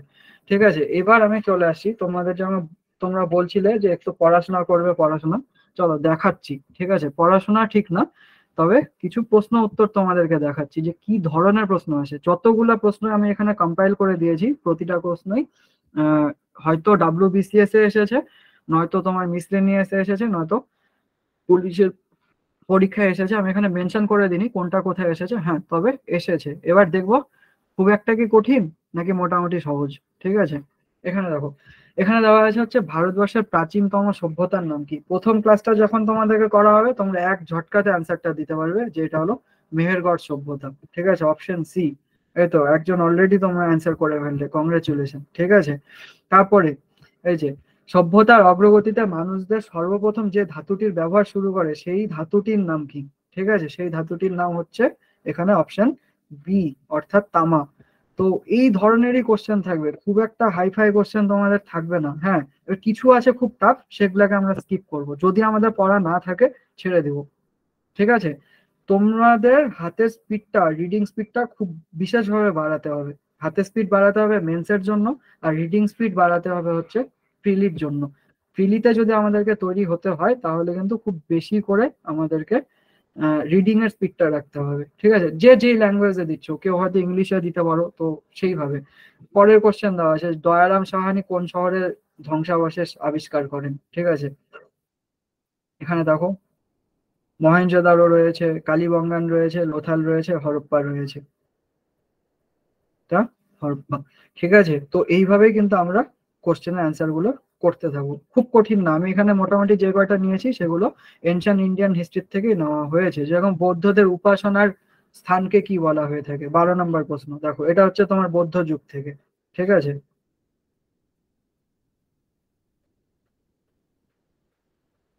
এক্স্যাক্টলি, এটাকে বিহার বলা হয়ে থাকে। দেখছো তোমরা নিজেরাই পারছো, কারণ কি একবার যারা রিডিং পড়েছো হিস্ট্রিটাকে ঠিকঠাক করে, কোশ্চেন গুলো দেখতে পারবে। হ্যাঁ, এবার এটুকু বলছি যে সবগুলা কোশ্চেনই যে এতটা ইজি থাকবে তার কোনো মিনিং, মানে নেই।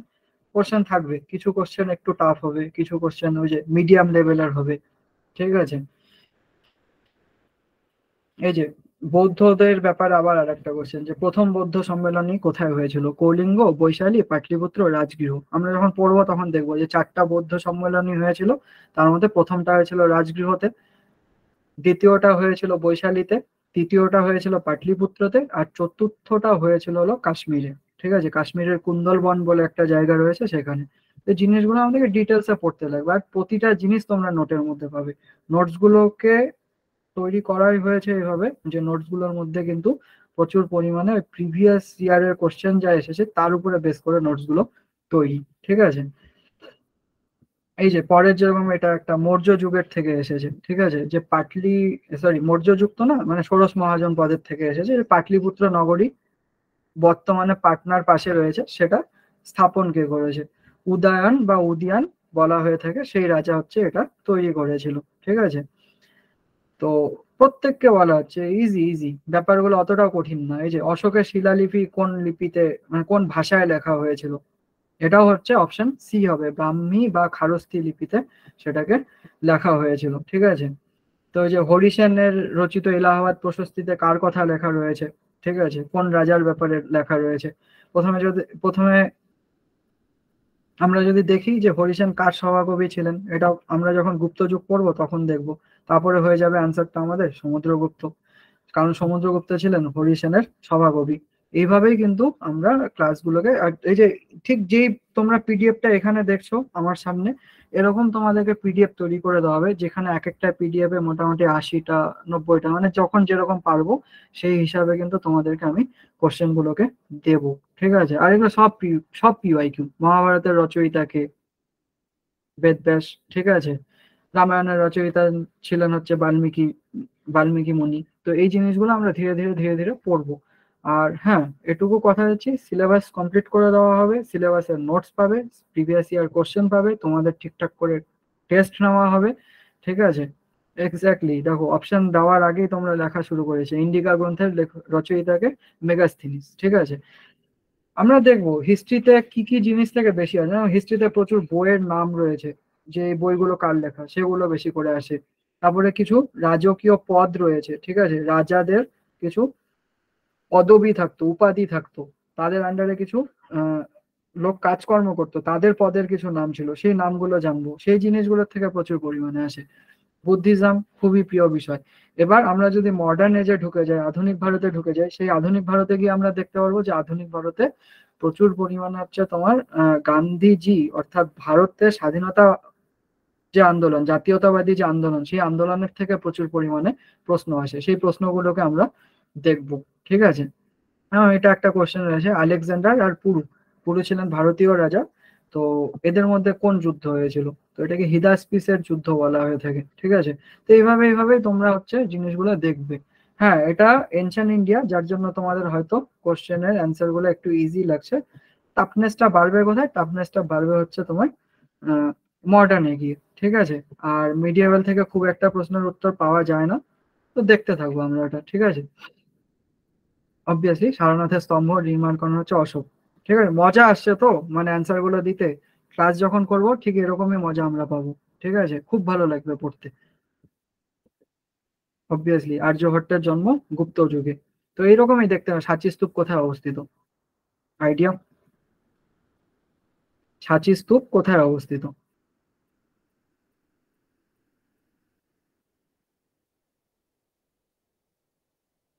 ভোপাল হবে।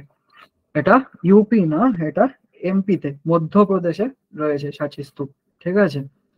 তো ঠিক আছে, কিছু কোশ্চেন আসবে ওগুলো আমরা ভুল অ্যান্সার দিব, তো আমাদেরকে একটু নিজেদেরকে কারেকশন করে নিতে হবে তখন। আর বারবার করে যখন করতে থাকবো এমনি হবে। এবার যখনই আমি দেখলাম যে না, এই বছর তো সাঁচি স্তূপের থেকে প্রশ্ন এসেছে, পরের বছর তাহলে অন্য কোনো স্তূপের থেকেও প্রশ্ন আসতে পারে। তো অশোকের তখন আমরা কি করবো, কতগুলো ইম্পর্টেন্ট স্তূপ সাথে তার যেই জায়গাগুলো, সেই জায়গাগুলো আমরা দেখে নিব। ঠিক আছে, দেখে নিয়ে আমরা অ্যান্সার করতে শুরু করব। তো এরকম করেই কিন্তু তোমাদের ক্লাসটা চলতে থাকবে। বারবার করে বলছি, তোমাদেরকে প্রচুর পরিমাণে প্রিভিয়াস ইয়ার কোশ্চেন আমি করাবো ভরে ভরে। ঠিক আছে। আর শুধু তাই না, তোমাদেরকে টেস্টও নেওয়া হবে, ট্রাই করা হবে যে কে কয়টা ঠিকঠাক করতে পারছো। ভুল হবে কোনো ব্যাপার না, যেটা ভুল করব ওটা কম ভুলবো। মানে এক্সামের আগে না প্রচুর এনজাইটি হবে, মনে হবে যেন আমার প্রিপারেশন ইনকমপ্লিট থেকে গেছে, আমি পারবো না, অনেক কিছু মনে হবে। কিন্তু যখনই আমরা এই যে টেস্ট গুলো দিতে থাকবো, ভালো করে চর্চা করতে থাকবো, তখনই দেখবো যে না, এই এনজাইটিটা ধীরে ধীরে মন থেকে সরে যাচ্ছে।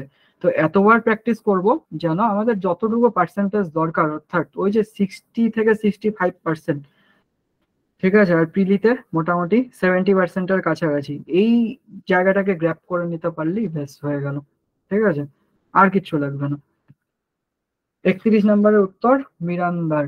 একদম ঠিক, সঠিক উত্তর দিয়েছো। তো এরকম করেই মানে কেবিসি খেলবো, সোজা কথা। কন বানেগা কারোর প্রতি চলবে, হ্যাঁ, কারোর প্রতি নাও হতে পারি, তবে অনেক নলেজ আমরা নিজেদের মধ্যে নিয়ে যেতে পারবো। ঠিক আছে।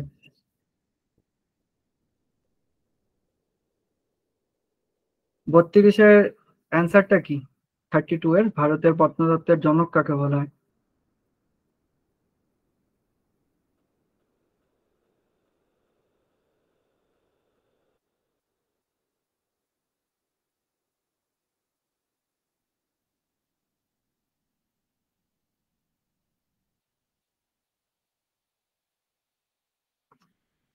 ভাবো, এটা তোমাদের সবাইকে একবার চেক করতে লাগবে। এটা অ্যাকচুয়াল অ্যান্সার হবে কানিংহাম। ঠিক আছে। এখান এখানে এবার দেখো, সত্যমেব জয়তে, খুব একটা ভালো প্রশ্ন। ঠিক আছে, এটা ডাইরেক্ট আমি ইউপিএসসি থেকে নিয়েছি প্রশ্নটা, ডাব্লিউবিসিএস এ কোনোদিনও আসেনি। সত্যমেব জয়তে, এটি কোন গ্রন্থ থেকে নেওয়া হয়েছে? আহ সত্যমেব জয়তে কি, আমাদের সত্যমেব জয়তে হচ্ছে আমাদের ভারতের জাতীয়, ন্যাশনাল, জাতীয় প্রতীক বলা হয়ে থাকে। সেটা কোথার থেকে নেওয়া হয়েছে? মুন্ডক উপনিষদ থেকে নেওয়া হয়েছে। তো এই জিনিসগুলো আমরা দেখবো। ঠিক আছে।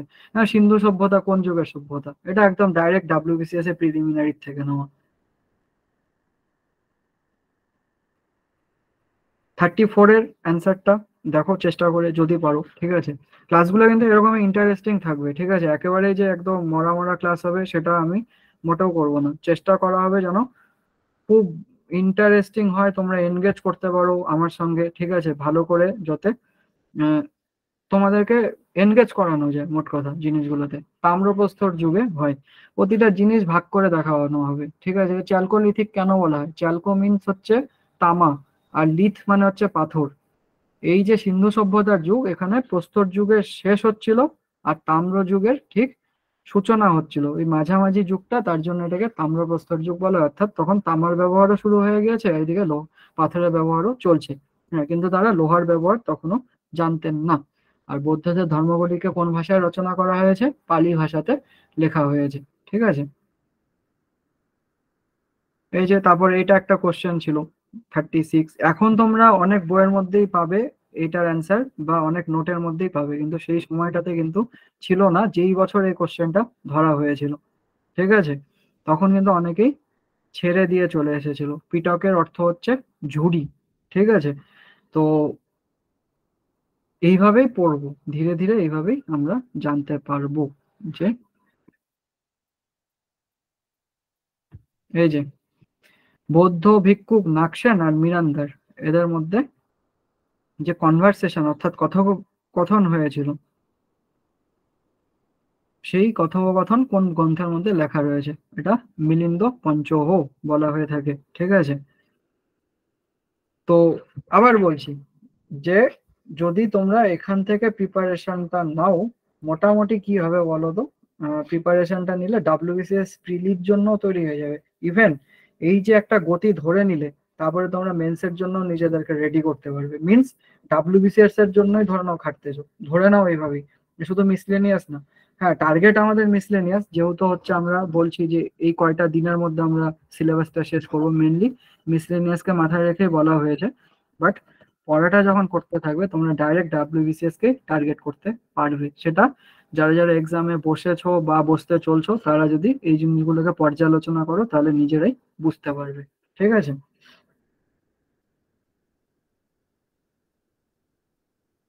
তো বেদ শব্দের অর্থ, বেদকে কি বলা হয়ে থাকে? জ্ঞান বলা হয়ে থাকে। ঠিক আছে, তারপরে এই যে কোন ধর্মগ্রন্থে বুদ্ধের পুনর্জীবনের কাহিনী লেখা রয়েছে? অর্থাৎ গৌতম বুদ্ধ আবার ফিরে আসবেন একটা সময় পৃথিবীতে, এটা কোন গ্রন্থের মধ্যে লেখা রয়েছে? হ্যাঁ, জাতক কথা। জাতক কথাগুলোতে কি থাকতো? জাতক কথাগুলোতে পৌরাণিক কাহিনী লেখা থাকতো, অর্থাৎ ধরে নাও পরীদের কথা, তারপরে অদ্ভুত অদ্ভুত জিনিসের কথা, সেই সমস্ত জিনিস হচ্ছে জাতক কথার মধ্যে লেখা ছিল। এই যে যখন আমি তোমাদেরকে বললাম যে তাম্রপ্রস্তর যুগ, তখন মেনশন করা হলো যে লোহা কিন্তু পাওয়া যেত না। ঠিক আছে, লোহার ব্যবহার তারা জানতেন না। যখন ওটাই পড়তে নিচ্ছি, তখন এই প্রশ্নের উত্তরটাও রেডি হয়ে যাবে। আজকে বলছি, আজকে তোমাদের কোশ্চেন গুলো দেখে খুবই চাইল্ডিশ চাইল্ডিশ মনে হবে, কারণ এগুলো সত্যি অনেকটাই সহজ লেভেলেরই কোশ্চেন। কিন্তু হ্যাঁ, যখন হচ্ছে আমরা মেন্সের জন্য রেডি হতে নিব, বা হচ্ছে তোমার রেডিটা আমরা ইসের জন্য হব, ধরে নাও আমরা রেডিটা হচ্ছি ডাব্লিউবিসিএস এর জন্য, তখন কিন্তু আমাদের সময় লাগবে একটু হলো। ঠিক আছে, পৃথিবীর প্রাচীনতম গ্রন্থের নাম কি?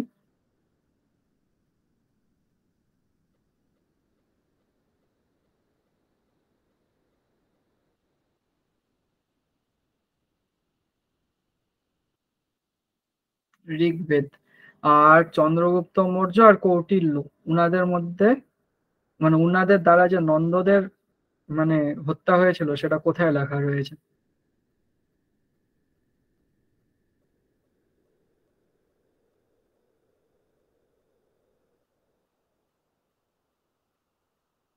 চলো,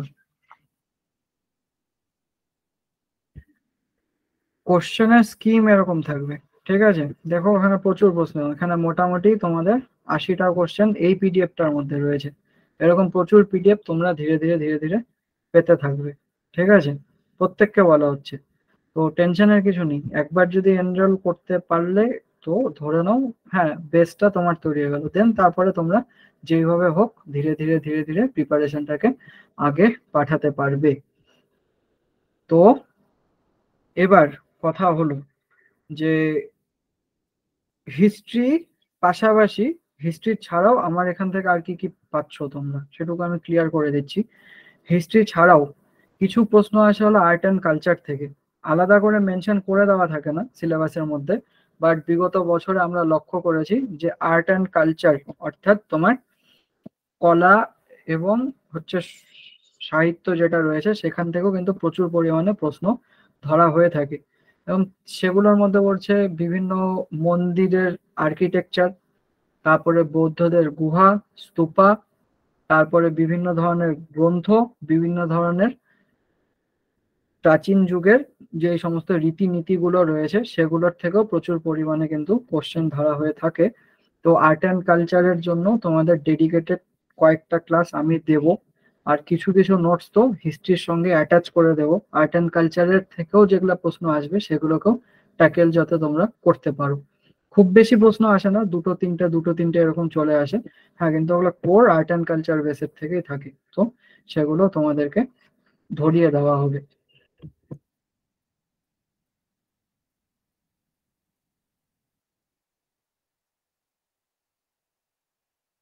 এভাবেই কিন্তু আমরা প্রতিটা ক্লাস চলতে থাকবো, ঠিক আছে? এমন না যে আজকে ডেমো ক্লাস, তোমাদেরকে আজকে ভালো ভালো জিনিস দেখিয়ে দিব, পরের দিন দেখাবো না, না ওরকম হবে না, এটুকু আমি কথা দিচ্ছি। হিস্ট্রি ক্লাসে তোমরা নেক্সট এর থেকে আজকে যা হলো হয়তো এর থেকে বেটার অনেক কিছু পাবে, তোমরা পেতে থাকবে আর কন্টিনিউয়াসলি পেতে থাকবে, ঠিক আছে? আমি জানি এই এই সময় যারা যারা প্রিপারেশন নিচ্ছ তাদের অনেকের জন্য এই যে বই খাতা পত্র এই সমস্ত অ্যারেঞ্জ করা হেক্টিক। এক তো হয়তো অনেক প্রত্যন্ত গ্রামে থাকছো, সেখান থেকে 1-1.5 GB নেট জোগাড় করে হয়তো পড়াশোনাটা করছো, বই আনা, দূরের একটা শহরে যাওয়া। ওর জন্যই বলছি, তোমাদের যদি ওই ভয়টাই থেকে থাকে যে এতগুলো বই আমি কিনতে পারবো না, ডোন্ট ওয়ারি, বই কিনতে হবে না, সব এখান থেকে পাবে।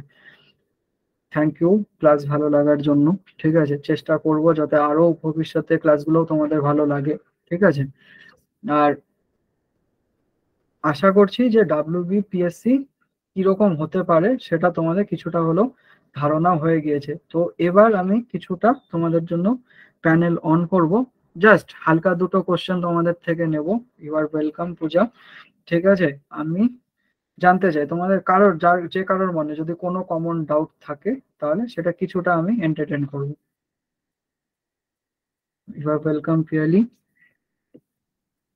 যারা হ্যান্ড রেজ করেছো তাদের যদি কিছু কোয়ারি থাকে অবশ্যই আমাকে বলতে পারো। Welcome Mrinal.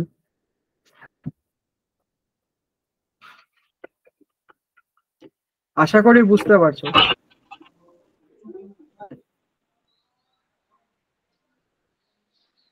Thank you, thank you Gauranga.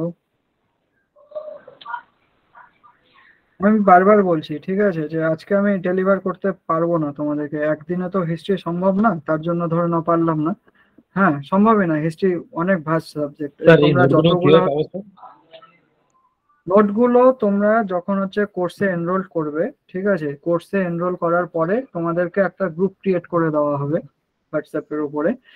সেখানে তোমাদেরকে PDF ফর্মে সব কয়টা নোট, ক্লাসের recorded video, each and everything deliver করে দেওয়া হবে। আর তোমাদের সেটার অ্যাক্সেসও তোমরা পাচ্ছ, মাল্টিপল টাইমস তোমরা ভিডিওগুলো দেখতে পারবে, ঠিক আছে? এমন না যে দু একবার দেখে রেস্ট্রিক্ট করে দেওয়া হবে, সেটা না, তোমরা মানে ভিডিও সেক্ষেত্রে দেখো। স্যার আজকে যেগুলো হলো আজকে সেক্ষেত্রে কোনো কি PDF কোনো কিছু আকারে দেওয়া হবে আজকে? না, আজকে দেখো এটা তো জাস্ট একটা ডেমো ছিল, ঠিক আছে? এখানে সেরকম কিছুই করাইনি আমি যেটা নাকি তোমাদেরকে ভবিষ্যতে পড়তে হবে, ঠিক আছে? তো আজকের কিছু হচ্ছে না, হ্যাঁ, তবে নেক্সট ক্লাস থেকে তোমরা প্রতিটা ক্লাসের PDF পেয়ে যাবে, প্রতিটা অ্যাকচুয়ালি ক্লাসের উইথ। অ্যাকচুয়ালি ক্লাসটা রানিং হবে কবে থেকে, মানে পুরো সিলেবাস পার্ট পার্ট অনুযায়ী রানিং কবে কবে থেকে হবে? তার জন্যে দেখো তোমাদের স্ক্রিনের উপরে নাম্বার দেওয়া রয়েছে, আমি জুম করছি, ঠিক আছে? এখানে কন্ট্যাক্ট করবে, টেলিগ্রাম গ্রুপ রয়েছে সেখানেও কন্ট্যাক্ট করতে পারো। জাস্ট এ মিনিট, আমি জুম করে দেখাচ্ছি তোমাদের। স্যার দেখান ডাইরেক্ট তোমাদের নাম্বারটা দেখান। দেখা যাচ্ছে? না স্যার। জাস্ট এ মিনিট, একটু ওয়েট করবে। ওই স্যার ওই যে হ্যাঁ, আমি টেলিগ্রাম চ্যানেলে টেলিগ্রাম চ্যানেলের পাশে আমি হাইলাইট করে দিচ্ছি, ওয়েট, ঠিক আছে আমি হাইলাইট ঠিক করে আছে দিচ্ছি পিঙ্ক কালারে, এই যে নাম্বারটা, ঠিক আছে? আর থ্যাংক একটু ইউ জুম করছি, ওয়েট, 1 মিনিট, আমি জায়গা মতন নিয়ে আসি। দেখা যাচ্ছে এবার ভিজিবল এটা?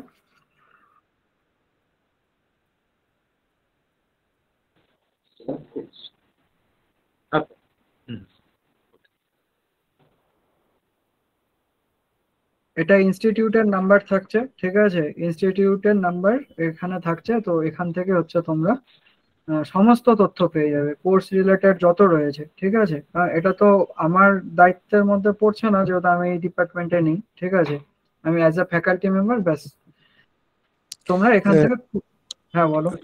স্যার বলছি কি যে স্যার আপনার টেলিগ্রাম এই চ্যানেলটা কি একটা এটা কিছু কোর্সের মধ্যে কি আপনার ফুড শুরু করে না মিসেলেনিয়াস অল আর ক্লার্ক এই তিনটে এক্সাম কভার হয়ে যাবে? অবভিয়াসলি, মানে না, এটা আমাদের গ্রুপের, ঠিক আছে, মানে আমাদের ইনস্টিটিউটের এটা টেলিগ্রাম চ্যানেল। সে আপকামিং এই 3টে এক্সামকে টার্গেট নিয়ে কি আপনি মানে আমাদের দেখুন, আমাদের মেন টার্গেটটা থাকবে মিসলেনিয়াস, বারবার বলছি, কারণ কি ওটার লেভেলটা অনেকটা হাই। তো এবার যখন আমি মিসলেনিয়াসকে টার্গেট করে ফেলছি, ভালো করে মিসলেনিয়াসের প্রিপারেশন নিচ্ছি, বিলিভ মি আমি নিজেও এক্সাম গুলো যেহেতু অনেকবার দিয়ে ফেলেছি, মিসলেনিয়াসের তুলনায় ক্লার্কশিপ বা ফুড এসে এগুলো অনেকটা ইজি, মানে ওটা তখন ক্রিম ওয়ার্ক হয়ে যাবে সবার জন্য। স্যার মেন আর প্রিলিমস কি দুটোরই কি কোচিং দেবেন স্যার? অ্যাটলিস্ট তোমাদের জন্য যেগুলো ডিজাইন করা হচ্ছে, ঠিক আছে, আপাতত তো তোমরা প্রিলিমস এর হ্যাঁ জন্যই পড়বে, ঠিক আছে, আর মেন্সে ডেসক্রিপটিভ এর ব্যাপার থাকছে, সেটা যারা যারা ধরো নাও, দেখো সবাই তো আর মেন্স দেবে না, ঠিক আছে, যারা যারা হচ্ছে প্রিলি পাস করবে তারা মেন্স দেবে। আর ডাব্লিউবিপিএসসি কি করে, এক টানা যে এক্সামটা হওয়া সেটা কিন্তু হয় না, মাঝখানে আমরা প্রিপারেশনের টাইম পেয়ে যাই, সেই টাইমের মধ্যে আমরা প্রিপারেশন তখন মেন্সের করে নেব। হ্যাঁ, বাট নলেজ বেস যেহেতু সেম, মানে হিস্ট্রি ধরুন আজকে যেটা আমাকে এমসিকিউ পড়তে হচ্ছে, হতে পারে ওটা এমসিকিউ, বাট আমাকে তো গল্পের মতোই প্রিপারেশন নিতে হবে। তো সাথে সাথে আমরা মেন্সের জন্য কিন্তু তৈরি হতে থাকবো। স্যার ক্লাস কি শেষ হয়ে গেছে? হ্যাঁ, ক্লাস শেষ হয়ে গিয়েছে আজকে, এখানেই আমি জিনিসটাকে ক্লোজ করছি, ঠিক আছে। তো আশা করছি সকলের ভালো লাগলো। আর একবার ওয়েলকাম। তো দেখো এরপরে তোমরা ঠিক করো যে তোমরা পড়াশোনাটা কিভাবে চালিয়ে যাবে। সবাইকে বেস্ট অফ লাক বলছি। তো এখান থেকে আমি ক্লাসটাকে এন্ড করছি। Thank you. হ্যালো এভরিওয়ান, আজকে ক্লাস তোমাদের কেমন লাগলো একটু গ্রুপে শেয়ার করে দিও। আমি গ্রুপটা ওপেন করে দিচ্ছি, একটু প্লিজ গ্রুপটা শেয়ার করে দিও। আর তোমরা জানো বোধ এর আগে যারা ক্লাসগুলো করেছিলে, রেগুলার বেসিসে যারা ক্লাস করেছিলে, বিশেষ করে দুটো ক্লাস হয়েছিল, তো সেখানে একটা সিক্রেট কোড শেয়ার করা হতো, বোধ এটা জানো সবাই। মানে আমাদের কি বলতো, ওই ব্যাপারগুলো নেই যে হ্যাঁ সবাইকেই পড়াশোনা করতে হবে, ব্যাপারটা সেরকম না। কারণ আমরা দেখেছিলাম যে যতজন গ্রুপে আছে ততজন ক্লাসে আসে না, আর যতজন ক্লাস শুরু করছে ততজন শেষ করে না, তাই উলুবনে মুক্ত ছড়ানোর মধ্যে নেই, ঠিক আছে। তো এই ব্যাপারগুলো স্যার এর মধ্যে থাকছে। আর দ্বিতীয়ত যেরকম বলছিলে যে হ্যাঁ আর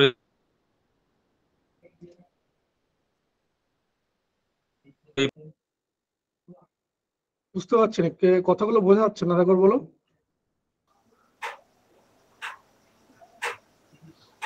কেউ কিছু বলছো?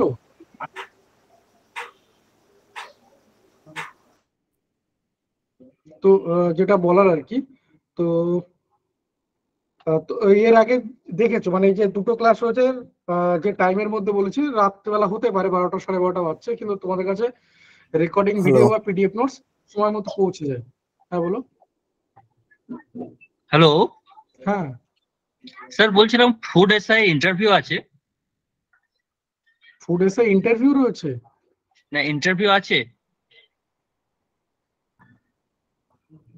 মানে বুঝতে পারলাম না কিসের কথা বলছো। ফুড এসআই স্যার পরীক্ষার পরে ইন্টারভিউ হবে? ফুড এসআই দেখো একটা জিনিস আমি প্রথমত বলে রাখি, ফুড এসআই তো তোমার ফর্ম ফিল আপ শেষ হয়ে গেছে, দেন তোমার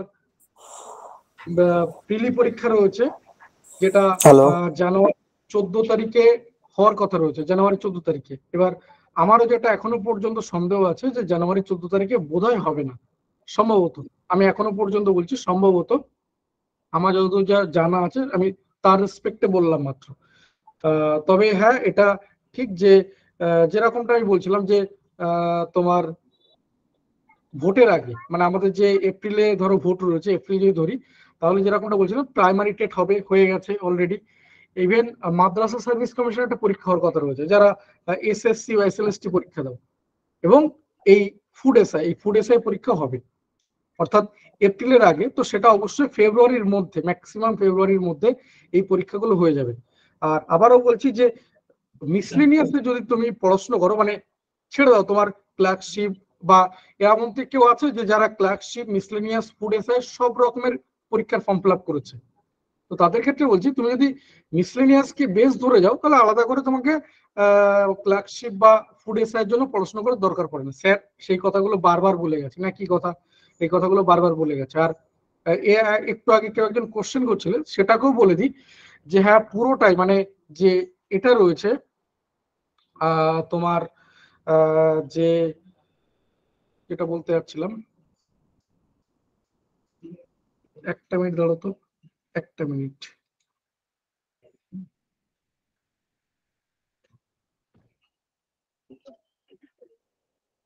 হ্যাঁ, যে জায়গাটা বলতে যাচ্ছিলাম,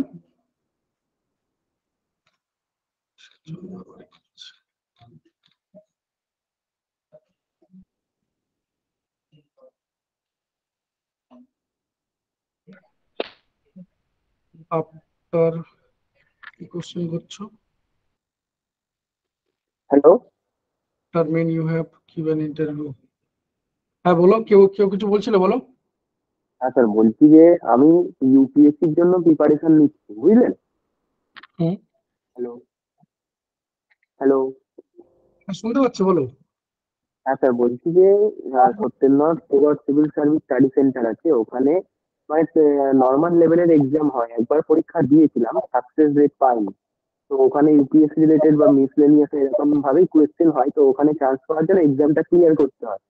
তো এখানে পড়ে কি আমি এক্সাম ক্র্যাক করতে পারবো, যে সরকারি রেসিডেন্সিয়াল কোচিং এর জন্য? দেখো, ওদের তো একটা মানে এন্ট্রান্স এক্সাম নেয় ওখানে, সবাইকে তো নিচ্ছে না। তো তোমাকে ওটা ক্র্যাক করতে না না। পারলে তবে তুমি ওখানে পড়াশোনা করতে পারবে। আর ওটা তো বলতে পারো আমাদের স্টেট গভর্নমেন্ট থেকে ওটাকে স্পন্সর করছে। হ্যাঁ হ্যাঁ। হ্যাঁ, তো ওটাকে তুমি তোমার মতো করে যদি ওটাকে কোয়ালিফাই করে যেতে পারো, তাহলে তুমি ওখানে সুযোগ পাবে। আচ্ছা। আর কারো কিছু কোশ্চেন নেই তো? তো যে কথাগুলো বলছিলাম, মানে এই পরীক্ষাগুলো ভোটের আগে হয়ে যাবে, ঠিক আছে? এই পরীক্ষাগুলো ভোটের আগে হয়ে যাবে, যে ফুড এসআই হবে, বা আশা করা যায় যদি ভাগ্য খুব খারাপ না হয় তাহলে মাদ্রাসার পরীক্ষাটাও হয়ে যাবে এর মধ্যে। তো আমাদের যেহেতু এই আজকের বিষয়টা ফুড এসআই বা এইগুলো তোমার ক্লার্কশিপ বা মিসলেনিয়াস, এবার ক্লার্কশিপ মিসলেনিয়াস বলে দেওয়া আছে মোটামুটি তোমার জুলাই বা জুন আগস্ট করে পরীক্ষাগুলো হবে। তো সেক্ষেত্রে আমাদের যেটা বলছিলাম, যে কেউ একজন কোশ্চেন করেছিল যে প্রিলির সাথে সাথে মেইন, হ্যাঁ অবশ্যই প্রিলির সাথে সাথে মেইন দুটোই কিন্তু প্রিপারেশন একসঙ্গে চলবে। অর্থাৎ প্রথম দিন থেকে বাংলা ইংলিশ ডেসক্রিপটিভ থাকবে। এবার বলে রাখি, বাংলা ইংলিশ ডেসক্রিপটিভ বলতে আমি প্রথমেই বলে রাখি যে যদি কেউ মিসলেনিয়াসের সিলেবাস দেখো, মিসলেনিয়াসের সিলেবাস দেখলে ওখানে দেখবে যে বাংলা যে ডেসক্রিপটিভের যে সিলেবাসটা রয়েছে তার মধ্যে গ্রামার আছে। ইভেন মিসলেনিয়াসের মধ্যে ইংলিশ নেই, মানে ইংলিশ নেই বলতে প্রিলিমিনারির মধ্যে ইংলিশ নেই, কিন্তু মিসলেনিয়াসের মেইনসের সিলেবাসটা যদি দেখো তাহলে দেখবে ইংলিশের মধ্যে গ্রামার আছে। তো আমাদের গ্রামারটা একদম প্রথম থেকে হচ্ছে, মানে হবে আর কি, যে বাংলা এবং ইংলিশ দুটোর ক্ষেত্রে গ্রামার একদম প্রথম থেকে হবে। এবং এই গ্রামারটা কিছু দূর এগিয়ে যাওয়ার পর দেন আমরা ডেসক্রিপটিভে ঢুকবো। কারণ টপিক গুলো সেম, বাংলা বা ইংলিশ যাই বলো না কেন, যে রিপোর্ট রাইটিং বলো, দেন তোমার ট্রান্সলেশন বলো, এগুলো সব বাংলা ইংলিশ দুটোতেই রয়েছে। তো ওইগুলো দেন আমাদের গ্রামারের একটা পার্ট মোটামুটি কভার হয়ে যাওয়ার পর তারপর আমরা ডেসক্রিপটিভে ঢুকবো। এবং ওটার ক্ষেত্রে যেটা সব থেকে মেইন ফ্যাক্টর হয়ে দাঁড়ায় যে লাইভ কপি চেকিং। মানে ধরো তোমাদেরকে কাজ দিয়ে দিল, যে একটা রিপোর্ট রাইটিং দিয়ে দিল বা ট্রান্সলেশন দিয়ে দিল, তো সেগুলোকে তোমরা বাড়ি থেকে করলে সুন্দর করে, তারপরে লাইভ ক্লাসের মধ্যে সেগুলোকে শেয়ার করে দেখিয়ে দেওয়া হচ্ছে যে রামের কোথায় ভুল হয়েছে, শ্যামের কোথায় ভুল হলো, রাহুলের কোথায় ভুল হলো, এই ব্যাপারগুলো, এটাকে লাইভ কপি চেকিং বলা হয়। ঠিক আছে? এবং আরেকটা কথা আমি এগুলোকে বলতাম পরে, যদিও তোমরা কোশ্চেন করলে বলে বললাম, যে মিসলেনিয়াস বা ক্লার্কশিপ মানে আমাদের একটা কম্বাইন্ড ডব্লিউবিপিএসসি যেটা হচ্ছে, সেখানে আমাদের মেইনলি দেখে নাও কোথাও যে রিজনিং বলে সাবজেক্ট নেই। অর্থাৎ আমাদের রিজনিং বাদ দিলে সমস্ত সাবজেক্ট আছে, বাংলা ইংলিশ সহ আদার্স যতগুলো আমাদের জিকে বা জিএস এর সাবজেক্ট হচ্ছে, হিস্ট্রি, জিওগ্রাফি, পলিটি, ইকোনমিক্স, ওদিকে সায়েন্স, কম্পিউটার, এনভায়রনমেন্ট, মানে যদি এগুলো কোথাও মেনশন নেই, কম্পিউটার, এনভায়রনমেন্ট কোথাও মেনশন নেই, কিন্তু প্রতি বছর এখান থেকে একটা দুটো কোশ্চেন থাকে, তাই না? এগুলো তোমরা যারা রেগুলার পরীক্ষা দাও তারা জানো যে কম্পিউটারের কোশ্চেন থাকে, এনভায়রনমেন্ট রিলেটেড কোশ্চেন থাকে। এবার হয়তো সবসময় কোশ্চেনকে ক্লাসিফাই করা যায় না, এটা ঠিক। টেলিগ্রামের লিঙ্ক একটু শেয়ার করবেন প্লিজ, আমি টেলিগ্রামের লিঙ্ক গ্রুপে দিয়ে দেবো। অলরেডি হোয়াটসঅ্যাপ গ্রুপের লিঙ্ক আমি দিয়ে দিয়েছি, ভুল বললাম, ফেসবুক গ্রুপের লিঙ্ক আমি অলরেডি গ্রুপে দিয়ে দিয়েছি। তো যারা ফেসবুক গ্রুপে আছো তারা বুঝতে পারছো, ওখানকার সুবিধাগুলো বুঝতে পারছো, যে হোয়াটসঅ্যাপ ফেসবুক গ্রুপগুলোতে কি হয় অ্যাকচুয়ালি। আমি জানি না কেউ আছো কিনা, থাকলে নিশ্চয়ই বুঝতে পারবে বা দেখেছো নিশ্চয়ই। একই রকম ভাবে আমি টেলিগ্রামের লিঙ্ক দিয়ে দেবো, ঠিক আছে? একটু ওয়েট করে যাও, কারণ এখনো প্রচুর পরিমাণে উল্টো পাল্টা সবাই রয়েছে গ্রুপের মধ্যে, একটু ফিল্টার হয়ে যাক। আমি দিয়ে দেবো। এবং আমি কোনো কিছু বলছি না, একটা সময় 1 সপ্তাহ পরে গিয়ে তুমি আমাকে ফিডব্যাক দেবে যে হ্যাঁ টেলিগ্রাম গ্রুপ, আমারও অনেকগুলো গ্রুপের সাথে জয়েন রয়েছে, আমি অনেকগুলো গ্রুপের সাথে রয়েছি, কিন্তু আপনাদের মতো গ্রুপের গুলোকে আমি খুঁজে পাইনি। মানে আমাদের মেইনলি প্রত্যেকটার জন্য আলাদা আলাদা গ্রুপ আছে, সেটা একদম NTN এর WB সেট বলো, তার ফার্স্ট পেপার সাবজেক্ট, WBCS এর জন্য আলাদা, স্টাফ সিলেকশন কমিশন রেলের জন্য আলাদা, SSC GD বা পুলিশ এই রিলেটেড তাদের জন্য আলাদা, ANM GNM আলাদা, WBPSC রিলেটেড আলাদা, এবং সেখানে রেগুলার বেসিসে মক টেস্ট গুলো হয়। ঠিক আছে, এমন আমাদের একটা গ্রুপ আছে স্মার্ট পোল বলে, তুমি সার্চ করলেও পেয়ে যাবে, সবগুলোই হচ্ছে পাবলিক গ্রুপ। ওখানে প্রতিদিন 100+ কোশ্চেনের উপর মক টেস্ট হয়, 100+ কোশ্চেনের উপর, বোথ বাংলা ইংলিশ, প্রতিদিন। কোনো অমাবস্যা, একাদশী, পূর্ণিমা, অষ্টমী কোনো কিছু বন্ধ যায় না। আমি শেয়ার করব, কিন্তু অনেকে রয়েছে, একটু ওয়েট করে যাও, আমি ঠিক টাইমে শেয়ার করে দেবো। আমি তো বললাম যে একটু আগেও, যে যারা ফেসবুক গ্রুপে রয়েছে তারা দেখতে পাচ্ছ যে ফেসবুক গ্রুপগুলোতে কি হয়। কেউ আছো এখানে ফেসবুক গ্রুপে?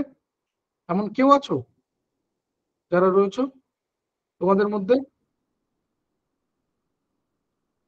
কেউ আছো এখানে ফেসবুক গ্রুপে আছো? এরকম কেউ? গ্রুপে তো শেয়ার করা হয়েছিল লিংক, কেউ নেই এখানে? না স্যার। মানে গ্রুপগুলোতে যে লিংক গুলো শেয়ার করা হয় বা মেসেজ গুলো করা হয়, এগুলো দেখো না? জয়ন্ত বলছো আছি, আর কেউ নেই? মানে এতজন, এত কম? আমি আছি ভাই। যদি লেপ কম্বলের মধ্যেও থাকো তাহলে তো শরীরের পুরো অংশটা রয়েছে এতটা পর্যন্ত, এটুকু তো ফাঁকা রয়েছে, তো একটু তো বলতে পারো। এই তো আছি, তো ওখান থেকে সুবিধা পাওয়া যাচ্ছে? মানে পাও তো? এই তো আছে, এখন সব বেরোচ্ছে, মানে শীতকাল বলে হয়তো একটু সময় লাগছে না। এই তো হ্যাঁ আছে, এই তো বুঝতে পারছি, মানে অনেক দূরে আছো তো ওই জন্য রেসপন্স এত দেরিতে আসছে। লোকাল ট্রেনগুলো ঠিকঠাক টাইমে চলে না। এই তো এবার দেখো প্রচুর আছে, এই দেখো খুঁজে পাওয়া যাচ্ছে, এবার আর শেষ হচ্ছে না। তাহলে ওখান থেকে পাওয়া যায় তো? একই রকম ভাবে টেলিগ্রাম গ্রুপগুলোতেও সব রকম পাবে, ওখানে ওরকম টাইপের কমার্শিয়াল অ্যাডভার্টাইজমেন্ট এইরকম ইটে ওরকম কোনো কিছু আসছে না। ঠিক আছে, চলো চলো তাহলে। Hello. আগামীকাল ইংলিশের ক্লাস রয়েছে। হ্যাঁ বলো। হ্যালো স্যার, বলছি ফেসবুকের শুনতে লিঙ্কটা আরেকবার শেয়ার করে দেবেন গ্রুপে?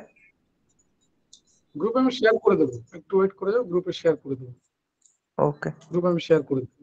একই রকম ভাবে টেলিগ্রাম গ্রুপের লিঙ্ক আমি শেয়ার করে দেবো। ওখানে থাকলে বা গেলে বুঝতে পারবে, হ্যাঁ তোমার যে সমস্ত গ্রুপগুলোর মধ্যে রয়েছে তাদের থেকে আলাদা, ডিফারেন্ট। এবং আমাদের ধরো টেলিগ্রামে একটা পিডিএফ এর আলাদা গ্রুপ রয়েছে, মানে বিভিন্ন বই যে সমস্ত হয় সেই বইগুলোর পিডিএফ, তবে ওটাতে সবাইকে দেওয়া হয় না, শুধুমাত্র ওটা একদম পুরো প্রাইভেট গ্রুপ রয়েছে। কারণ পিডিএফ এর একটা সমস্যা আছে, কি বলতো, কারণ কিছু পিডিএফ আছে যেগুলো কপিরাইট প্রোটেক্টেড হয়, তো সেই টাইপের পিডিএফ গুলো যদি শেয়ার করে দিই, ধরো খুব পাবলিকলি শেয়ার করে দিই, কেউ রিপোর্ট করে দিলে ওটাকে বন্ধ করে দেয়। তো সেই জন্য টেলিগ্রামের এই গ্রুপটা কিন্তু পাবলিক নয়, ওটা একদম আমাদের যারা খুব ক্লোজ যারা রয়েছে, যাদের এইগুলো দরকার রয়েছে, শুধুমাত্র তাদের সাথে শেয়ার করা হয়। বিশেষ করে ধরো আমাদের যারা রেজিস্টার্ড ক্যান্ডিডেট রয়েছে তাদের সাথেই শেয়ার করা হয়, বাকি সবই পাবলিক গ্রুপ। তো এই পিডিএফ এর গ্রুপটা একমাত্র প্রাইভেট গ্রুপ বলতে পারো, কারণ ওখানে তুমি যে কোনো বই যা কিছু তুমি সার্চ করলে পেয়ে যাবে, অন্তত কয়েকশো তো বলবো, ধরো 1000 হয়ে গেছে, ওখানে 1000-এর বেশি বই ওখানে রয়েছে পিডিএফ, এবং বেশ কিছু পিডিএফ এর খুব ভালো কোয়ালিটি রয়েছে, সেগুলো তোমরা ওখান থেকে ডাউনলোড করতে পারবে যে কোনো সময়, বা যে কোনো সময় তুমি ওখান থেকে দেখতে পারবে যে কোনো বই, সমস্ত পরীক্ষার জন্য বিভিন্ন রকমের, ধরো প্র্যাকটিস সেট, বিভিন্ন যে টেক্সট বুক গুলো রয়েছে, মানে অনেক এনসিইআরটি যে সমস্ত বইগুলো রয়েছে, যেগুলো হয়তো আমাদের সবার কাছে নেই, বা আমরা কিনেও সবকিছু করতে পারি না, তো কারো একটা বই দরকার তুমি ওখান থেকে নিতে পারবে বা দেখতে পারবে, কোনো কিছু দরকার হলো তুমি ওখানে রিকোয়েস্ট জানাতে পারবে, এরকম টাইপের। ঠিক আছে, তো আমি এগুলো দিয়ে দেবো আস্তে আস্তে পেয়ে যাবো, এগুলো সব গ্রুপের মধ্যে আমি শেয়ার করে দেবো। ফেসবুক গ্রুপটা আমি দেখি যদি আজ বা কালকের মধ্যে পারে আমি দিয়ে দেবো, টেলিগ্রাম গ্রুপটা 2-1 দিন যাক, আমি শেয়ার করে দেবো সবগুলোতে যখন পাওয়া যাচ্ছে। আর যদি কারো কোনো কিছু বলার থাকে বা কোশ্চেন থাকে বলো, আর যদি কারো কিছু বলার থাকে। আগামীকাল ইংলিশের ক্লাস থাকবে রাত 8টা থেকে। ইংলিশের ক্লাসটা অবশ্যই করো, কারণ যেটা বলার আর কি, যে ইংলিশ ক্লাস আমি একদম শুরুতে বলছিলাম যে অ্যানালিসিস পার্টটা দেখলে বুঝতে পারবে যে কতটা স্ট্রং। আমি আবারও বলেছি, আজকের ক্লাসে অনেকে এখান থেকে কমেন্ট করে, স্যার পড়াবেন কখন, কবে পড়াবেন, কি পড়াবেন, শুরু করুন, শুধু ডায়লগ দিয়ে যাচ্ছেন। তো ব্যাপারটা ঠিক এটা নয়, বা আমি প্রথম থেকে যেটা বলে আসছি, স্যার পুরো 1.5 ঘন্টা ধরে সেটাই বলে গেলেন যে আমরা একদিনের ক্লাসে সবকিছু করতে পারি না। কিন্তু তুমি প্রত্যেক দিনের ক্লাসে প্রত্যেকটা চ্যাপ্টার পাবে। এরপর থেকে যেদিন হিস্ট্রি ক্লাস হবে, সেই হিস্ট্রি ক্লাসে তোমাকে স্যার স্ট্র্যাটেজি বোঝাবেন না, তুমি এইভাবে পড়ো, আমরা এইভাবে পড়াবো, করবেন না। তিনি ক্লাসে যাবেন, চ্যাপ্টারে যাবেন। কিন্তু আজকে যে ক্লাসটা হয়ে গেল বা যা কিছু হলো, আমি জানি না, হয়তো সবার ক্ষেত্রে সমান নাও মনে হতে পারে, অনেকের ক্ষেত্রে বোরিং লাগতে পারে, তো 1-1.5 ঘন্টা শুধু শুধু সময় নষ্ট করলাম মনে হতে পারে। কিন্তু যারা এখান থেকে প্রকৃত অর্থে বুঝতে পারবে, কারণ ওই যে স্যারও বললেন না যে সিট তো খুব কম, অ্যাকচুয়ালি 400-500 সিট ধরে নাও, মিসলেনিয়াস বললে খুব বেশি হলে তো ওই 400-500 জনই তো চাকরি পাবে। তো আমি যদি এটাকে পুরোপুরি ধরে নিই জেনুইন হচ্ছে 400-500 জন চাকরি পাচ্ছে, তো এরা কিন্তু এমন নয় যে আজকে শুরু করে পেয়ে যাচ্ছে, বছরের পর বছর লেগে রয়েছে, পড়ে রয়েছে। এবং এরাও এক সময় শুরুটা করেছিল এইভাবে যে স্যার ডায়লগ কম দিন, চ্যাপ্টারে যান, কি পড়াচ্ছে। তারপরে যখন এই রক্তগুলো আস্তে আস্তে ঠান্ডা হতে এসছে, একটু ঠান্ডা হয়েছে, তারপর এই কথাগুলো শোনা শুরু করেছে। তো এই কথাগুলো যারা বলছে, এরা আইদার ইম্যাচিওর, নইলে সবে মাত্র কলেজ বা ইউনিভার্সিটি শেষ করে শুরু করেছে প্রিপারেশনটা, বা এই পথ বা এই লাইনটা এখনো পর্যন্ত যায় না। এরা জানে এরকম ব্যাপারটা যে গ্রাজুয়েশনে যেরকম হয় 3 মাসের নোটস পড়ে নিলে হয়ে গেল, এরা ব্যাপারটা এইরকম ভাবে ধরে নিয়েছে। তো অ্যাকচুয়ালি কিন্তু একদম সেরকমটা নয়, আমাদের প্রিপারেশন গুলো একদম সেরকমটা নয়। তো এর জন্য ধৈর্য রাখতে হয়। একদম প্রথম কথা হচ্ছে ধৈর্য। এটা যদি তোমার না থাকে, এই ফিল্ডে আসাটা বোকামো। প্রথমে এটা ঠিক করে নাও যে তুমি ধৈর্য ধরতে পারবে কিনা, প্রথমে এটা ঠিক করে নাও, তারপরে শুরু করো তোমার হার্ডওয়ার্ক, রেগুলার। এই 3টে জিনিস একসঙ্গে, মোটিভেশন রাখো, কনফিডেন্ট থাকো। কারণ তুমি যদি নিজেকে বিশ্বাস না করতে পারো, তাহলে আর যাই হোক, অন্তত এই ফিল্ডে তুমি টিকতে পারবে না, দাঁড়াতে পারবে না। মানে এই কথাগুলো কিন্তু স্যার তার এন্টায়ার ক্লাসে একই কথা বারবার ঘুরিয়ে ফিরিয়ে বলে গেছেন। তো চলো তাহলে আমি এই পর্যন্ত রাখছি, আর কিছু বলার নেই তো। আগামীকাল রাত 8টা থেকে ইংলিশের ক্লাস থাকবে, ক্লাসগুলো করো, দেখো। কারণ এই ফিল্ড তো অনেকদিন হলো, আমি তো আমার প্রথম দিনের ক্লাসের ক্ষেত্রে আমি নিজের বলেছিলাম, নিজের কথাগুলো বলেছিলাম, নিজের পরিচয় দিয়েছিলাম। তো সেই পয়েন্ট অফ ভিউ থেকে বলছি যে ব্যাপারটাকে এতটা ইজি ধরো না, আর নিজেকে ঠিক ওই রকম টাইপের একজন দুম করে যেরকম আমরা বলি যে বোদ্ধা টাইপের ভাবার চেষ্টা করো না। একটু যারা এই পথগুলো হেঁটে এসছে তাদের কথাগুলো শোনো। তা না হলে তুমি অন্ধকারে পথ হাঁটতে গিয়ে কোথাও যদি পড়ে যাও বা হোঁচট খাও, ওই একবার নখটা উল্টে গেলে ওই দাঁড়িয়ে নখ পরিষ্কার করা বা ওটার জন্য যে ফার্স্ট এড, ওটার জন্য অনেকটা সময় লেগে যাবে। তাতেও হয়তো তোমার যে পথটা ওই একটা শিডিউল টাইমের মধ্যে পৌঁছানোর কথা ছিল, তুমি আর পৌঁছাতে পারলে না। তাই দুম করে দৌড়াতে যেও না, আগে শুনে নাও কেমন ভাবে দৌড়াতে হয়, কতটা স্পিডে দৌড়াতে হয়, কিভাবে দৌড়াতে হয়, একটু এগুলোকে শোনো, এগুলোকে মানো। অ্যাটলিস্ট যারা এসছে, মানে আমরা তো সব সময় তাই করে এসছি, তাই না?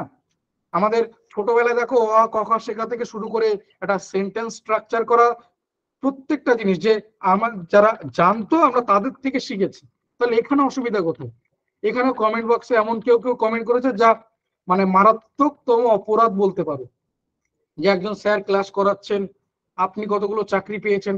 আরে ভাই, যে ছেলে বা মেয়েটা যারা আজ ধরো WBCS এক্সিকিউটিভ হয়ে রয়েছে, ভাই একটা আলাদা জিনিস। মানে তোমার কাছে প্রচুর জ্ঞান থাকতে পারে, তুমি বিরাট কিছু হয়ে থাকতে পারো, তোমার কাছে 4-5টা মাস্টার ডিগ্রি থাকতে পারে, কিন্তু টিচিং এটা আর ওই ট্যালেন্ট, এই দুটো আলাদা জিনিস। দুটো টি দিয়ে শুরু হলো, টিচিংটা একটা স্কিল, ট্যালেন্ট স্কিল নয়। এই জিনিসটা যারা সহজভাবে বোঝে না, তাদের জন্য আর যাই হোক এই ফিল্ড নয়। 2-4 বছর ঘুরে টুরে তারপরে ওই আঙুর ফল টক বলে চলে যাবে, এর বাইরে কিছু হবে না। তারপরে বিভিন্ন স্টেটাসে লিখবে আমি IBPS প্রিলি কোয়ালিফাইড, WBCS মেইনস 4 বার কোয়ালিফাইড, চাকরি পাইনি।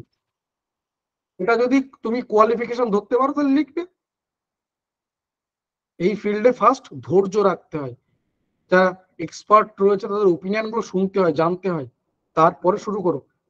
ক্লাসে শেষ হয়ে যাচ্ছে না, দিন শেষ হয়ে যাচ্ছে না, এর পরের দিন স্যার যখন আসবে তো ওইখানে গিয়ে এই কথাগুলো বলবে না। আগামী দিন যখন আমরা ইংলিশ করব সেখানে তোমাকে এসেই শুরুতেই বলবে না যে শুরু করো পার্টস অফ স্পিচ শুরু করছি, নাউন কাকে বলে, এ রুল রয়েছে, প্রোনাউন, অ্যাডজেক্টিভ, ভার্ব। তিনি অত বড় এক্সপার্টও নয় যে তোমাকে 1.5 ঘন্টা ক্লাসে সব বুঝিয়ে দেবে, কিন্তু ওই ক্লাসটাকে মন দিয়ে শোনো, তুমি অ্যাটলিস্ট একটা গাইডলাইন পাবে যে আদৌ তুমি এই ফিল্ডের জন্য যোগ্য কিনা। মানে আমরা যেটা বুঝি যোগ্যতা বলতে কি, আমাদের কোয়ালিফিকেশন গ্রাজুয়েশন কমপ্লিট হয়ে গেছে, দ্যাট মিনস আমি মিসলেনিয়াসে ফর্ম ফিল আপ করতে পারি, আর গ্রাজুয়েশন আছে মানে আমি ওই ক্লার্কশিপও ফর্ম ফিল আপ করতে পারি। এটা যদি তোমার কাছে কোয়ালিফিকেশন মনে হয় তাহলে বলবো যে তোমার মতো বোকা আর 2-4টে খুঁজে পাওয়া যাবে না, কম্পেয়ার করলে তোমার আশেপাশে পাওয়া যাবে না। এটাকে কোয়ালিফিকেশন বলে না, ওটা তো একটা শুধুমাত্র তোমার এন্ট্রি পাস বলতে পারো, যে তোমার বয়সটা আছে আর তুমি গ্রাজুয়েশন করেছো, তুমি ফর্ম ফিল আপ করতে পারো। যে প্রিলিমিনারি পরীক্ষা নাই, প্রিলিমিনারি পরীক্ষা যেটা রয়েছে সেটা অ্যাকচুয়ালি কি তোমাকে এলিমিনেশন করা। 5 লাখ পরীক্ষা দিচ্ছে, সেখান থেকে 4.5 লাখ বাদ দিয়ে 50,000কে বেছে নেওয়া, যাদেরকে মেইনস পরীক্ষার সুযোগ দেওয়া হবে। আর ওটাকে আমরা সিলেকশন টেস্ট বলি, এলিমিনেশন টেস্ট বলি।